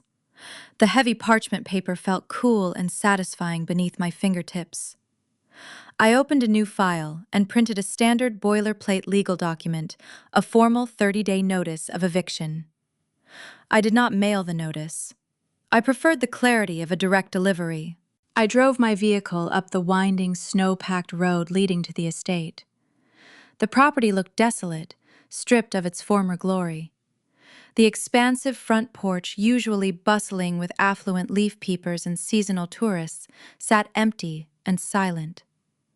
The cooperative licensing plaque I had demanded they remove left a faint, ghostly outline on the cedar siding near the main entrance. I walked up the wooden steps, my boots crunching loudly in the freezing air. I knocked firmly on the heavy oak door. Beverly answered almost immediately, looking disheveled and frantic. The past 48 hours had aged her a decade. Her signature silk scarves were missing, replaced by a faded wool sweater. Her eyes were red-rimmed, betraying the sheer panic of navigating her son's sudden incarceration and her own mounting debts. She stared at me, her expression a volatile mixture of hatred and desperate hope. She likely assumed I had arrived to offer a lifeline, perhaps feeling a twinge of guilt over the public destruction of her family. I offered no such comfort. I maintained a professional, detached posture, holding the manila envelope out toward her. I informed her that the envelope contained official legal correspondence regarding the status of the property. I kept my voice level, stripped of any emotional resonance. I did not engage with her chaotic energy. Beverly snatched the envelope, ripping it open with trembling hands. She scanned the eviction notice, her eyes darting across the stark legal jargon. She looked up at me, her mouth dropping open in sheer, unadulterated disbelief. She demanded to know what this meant, insisting there must be a mistake.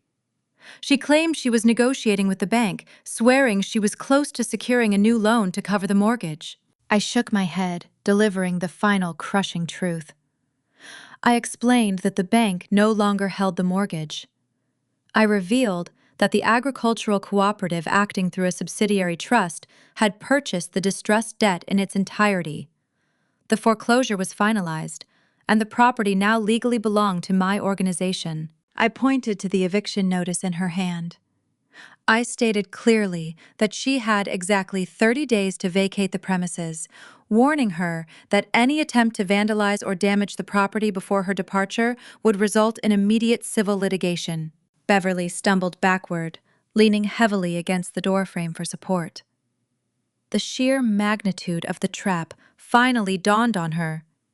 She realized that by demanding separate finances and attempting to extort me, she and Bradley had handed me the precise tools I needed to engineer their total financial collapse. They had tried to play a dangerous game against a woman who controlled the board. She opened her mouth to scream, to hurl insults, to demand mercy. I did not give her the opportunity. I turned on my heel and walked back down the wooden steps, leaving her standing in the doorway, clutching the eviction notice like a fragile lifeline that had just snapped. The drive back to my home felt like a victory lap. The cold, crisp air rushing through the car vents served as a sharp reminder of my newfound freedom. However, the familial fallout was not quite finished. Later that afternoon, my cell phone screen illuminated with a series of incoming calls. The caller ID flashed between Kevin and Natalie. News of the eviction notice had clearly reached them, sending shockwaves through their comfortable, subsidized existence. They were likely calling to beg to plead for leniency on behalf of their mother, or perhaps to ask for a loan to secure her new housing. They remained entirely oblivious to the fact that their free ride had also permanently ended. I had no intention of answering their frantic pleas. I engaged the blocking feature on my phone, silencing their numbers with a single, satisfying tap. They were no longer my problem. The final piece of the puzzle rested on the post-nuptial agreement Bradley had so eagerly signed just days before his arrest. He believed the document was merely a temporary precaution, a paranoid shield against a fabricated cooperative audit. He failed to comprehend the ironclad legal firewall he had erected around my entire portfolio. I forwarded a certified copy of the executed contract to my attorney, along with a formal request to file for an expedited divorce. The legal grounds were undeniable, citing his active felony charges and the attempted fraud against my ancestral property. The postnuptial agreement functioned flawlessly. It explicitly stipulated that in the event of criminal activity or divorce, Bradley waived any and all claims to my premarital assets, my operational income, and the newly acquired estate. His signature pressed firmly into the final page guaranteed that he would walk away from our marriage with absolutely nothing. Furthermore, the contract shielded my wealth from any future federal restitution claims regarding his fraudulent loans. He was forced to face the financial consequences of his crimes entirely alone, stripped of the safety net he had spent years exploiting. The trap I had carefully constructed over the past 6 months had snapped shut with devastating precision. The vanity and entitlement that fueled their manipulation had been completely neutralized by cold, hard data and strategic patience. The final resolution was approaching, bringing a profound sense of closure and the promise of a brilliant, unburdened future. The crisp bite of early December air returns to the Green Mountains, marking exactly 12 months since the morning my former husband stood in our kitchen and demanded a financial separation. I step onto the wraparound cedar porch of the newly inaugurated Vermont Cooperative Retreat Center. The sprawling historic estate, once a decaying monument to vanity, now radiates genuine warmth and legitimate industry. String lights cast a soft golden glow across the freshly shoveled walkways. Inside the main timber hall, local artisans and agricultural educators conduct a weekend seminar on sustainable harvesting. The scent of roasting root vegetables and simmering cider drifts through the heavy oak doors, offering a stark contrast to the sterile, panicked atmosphere that defined this property during its previous ownership. Far away from this serene landscape, Bradley occupies a stark, cinder block cell in a federal correctional facility in upstate New York. The judge presiding over his case possessed zero tolerance for white-collar theft, particularly crimes involving predatory forgery against a spouse. He handed down a 54-month sentence. The man who once curated his image with obsessive precision, spending thousands of my dollars on tailored Italian wool and designer leather shoes, now wears a standard-issue khaki uniform. His days of schmoozing regional tourism directors are replaced by a rigid, monotonous routine dictated by prison guards. The high society colleagues he desperately tried to impress erased his contact information the moment the handcuffs clicked shut in that lodge lobby. His professional reputation, his most prized possession, is reduced to ash. A few months ago, a thin envelope arrived at my office bearing his distinctive handwriting. He likely intended to beg for a character reference or plead for leniency regarding his court-ordered financial restitution. I dropped the letter directly into the paper shredder without breaking the seal. He begged for strict independence, and the justice system granted him profound isolation. His mother, Beverly, endures her own customized version of purgatory. Stripped of the sprawling estate she treated as a feudal kingdom, she now resides in a cramped, drafty apartment situated above a noisy commercial laundromat 2 towns over. The wealthy elite she spent decades catering to swiftly excised her from their social circles the moment the bank foreclosed on her fraudulent enterprise. She no longer spends her weekends wrapping herself in expensive shawls or serving stolen gourmet cheeses to affluent leaf peepers. She survives on a meager fixed income, forced to navigate the fluorescent aisles of budget supermarkets, counting every single penny. Kevin and Natalie occasionally visit her, likely complaining about the harsh winter drafts rattling the thin window panes. But their cries for financial rescue echo into a void. My phone carrier maintains a permanent block on all their numbers. They are ghosts, banished to the periphery of my existence, forced to fund their own mediocrity. The endless gravy train derailed permanently, and they are left walking on the tracks. The finalization of our divorce proceeded with remarkable swiftness. The postnuptial agreement Bradley signed in a moment of desperate, blinding arrogance functioned as an impenetrable shield. His defense attorney attempted to challenge the document, claiming coercion, but the undeniable digital paper trail of his predatory loans and fraudulent property applications dismantled any argument for sympathy. The court upheld the contract in its entirety. I walked away with my ancestral maple farming land, my operational income, and the newly acquired retreat center untouched by his criminal liabilities. He walked away with a felony conviction and a mountain of unpaid high-interest debt. The transformation of the estate serves as the ultimate testament to the power of redirected resources. By severing the parasitic drain of my former in-laws, the agricultural cooperative flourished. The capital I once wasted on funding their luxury ski trips and covering their chronic debts now fuels grants for young, independent farmers. The retreat center operates at peak capacity, generating revenue that flows directly back into the local rural economy. The intricate master spreadsheet sitting on my mahogany desk balances flawlessly. Every column aligns perfectly, telling a story of growth, stability, and mutual benefit. There are no hidden deficits, no predatory loans, and no emotional extortion disguised as familial obligation. Looking back on the trajectory of the past year, the profound irony of Bradley's initial declaration never fails to bring a quiet smile to my face. He puffed out his chest and demanded separate ledgers because he falsely believed I was a burden. He thought severing our accounts would expose my weakness and solidify his dominance. Instead, he handed me the exact tool I needed to measure my own immense value. He authorized the very separation that allowed me to construct an inescapable snare. True partnership thrives on mutual respect and shared burdens. It requires two people pulling the plow in the same direction. Bradley and Beverly viewed love as an endless, unearned subsidy. They mistook my silent generosity for foolishness, assuming they could drain my resources indefinitely while offering nothing but criticism in return. When a person tells you they no longer want to support you, the most devastating response is to simply agree.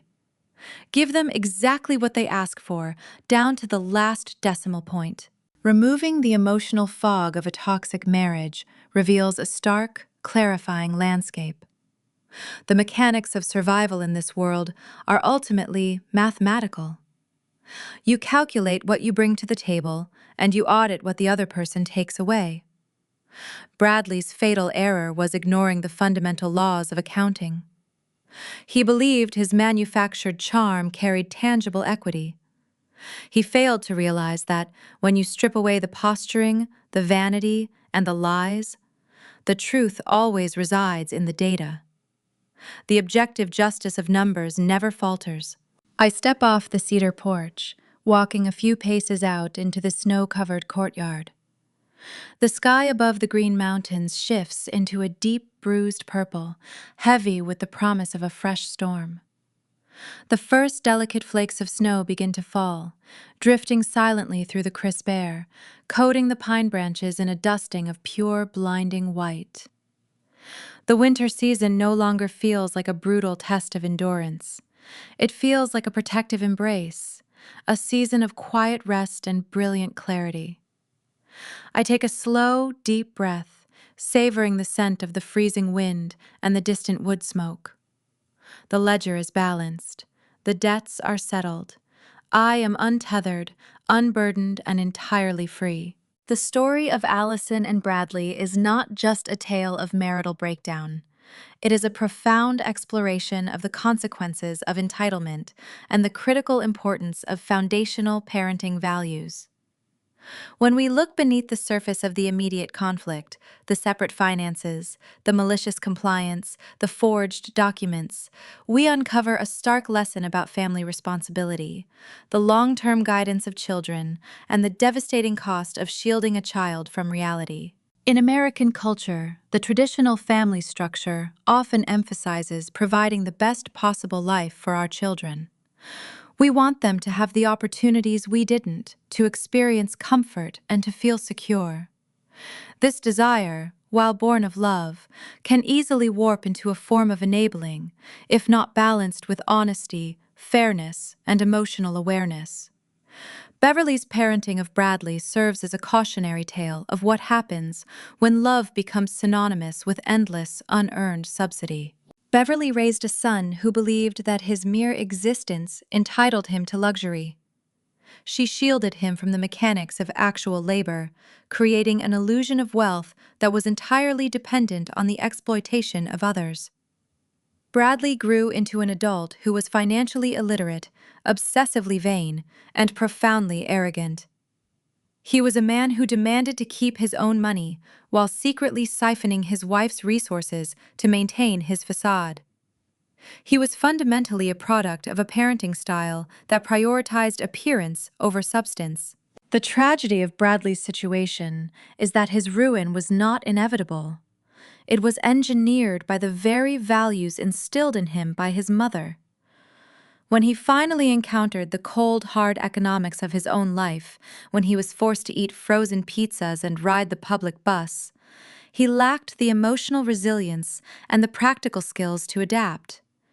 Instead of facing reality, he retreated into manipulation and crime, desperately attempting to preserve the illusion his mother had so carefully constructed. This brings us to the core of the lesson: the absolute necessity of honesty in raising children. Honesty is not merely about telling the truth. It is about providing a realistic understanding of the world. It is about teaching children that comfort is earned, not guaranteed. It is about instilling a sense of responsibility for one's own actions and the understanding that vanity is a hollow substitute for genuine accomplishment. Allison's father, the stoic Vermont farmer, provided a stark contrast to Beverly's enabling. He handed his daughter a valuable piece of land, but he also handed her a profound piece of wisdom. A man who loves his reflection will eventually sell your soul to buy a mirror. This guidance was not just about protecting an asset, it was about protecting her spirit. It was a lesson in emotional awareness, teaching her to recognize the inherent danger in those who prioritize pride over partnership. Parenting at its best is about preparing a child to navigate the complexities of life with integrity. It involves teaching them that true partnership thrives on mutual respect and shared burdens. It requires us to instill the understanding that loyalty is not synonymous with blind financial servitude. When we fail to teach these lessons, we risk raising adults who are incapable of genuine connection, individuals who view love as a transaction and relationships as a means of acquisition. The story of Allison and Bradley also underscores the importance of fairness. True fairness is not about equal distribution of resources. It is about equal distribution of effort and responsibility. Bradley's demand for separate finances was a perverse distortion of fairness, a calculated move to mask his own inadequacy while continuing to exploit his wife. Allison's response, giving him exactly what he asked for, was a brutal but necessary enforcement of true fairness. It forced him to confront the reality of his own contributions and the emptiness of his demands. As parents, we must strive to raise children who understand the value of hard work and the importance of self-reliance. We must teach them that emotional awareness is a critical life skill, enabling them to recognize their own vulnerabilities and to interact with others with empathy and respect. We must guide them to build a foundation of honesty and fairness, equipping them to weather the storms of life without resorting to manipulation or deceit. The conclusion of Allison's story is a powerful testament to the liberating nature of truth. By forcing Bradley to confront the consequences of his actions, she not only freed herself from a toxic marriage, but also exposed the rot at the core of his upbringing. She demonstrated that real love is not blind financial servitude.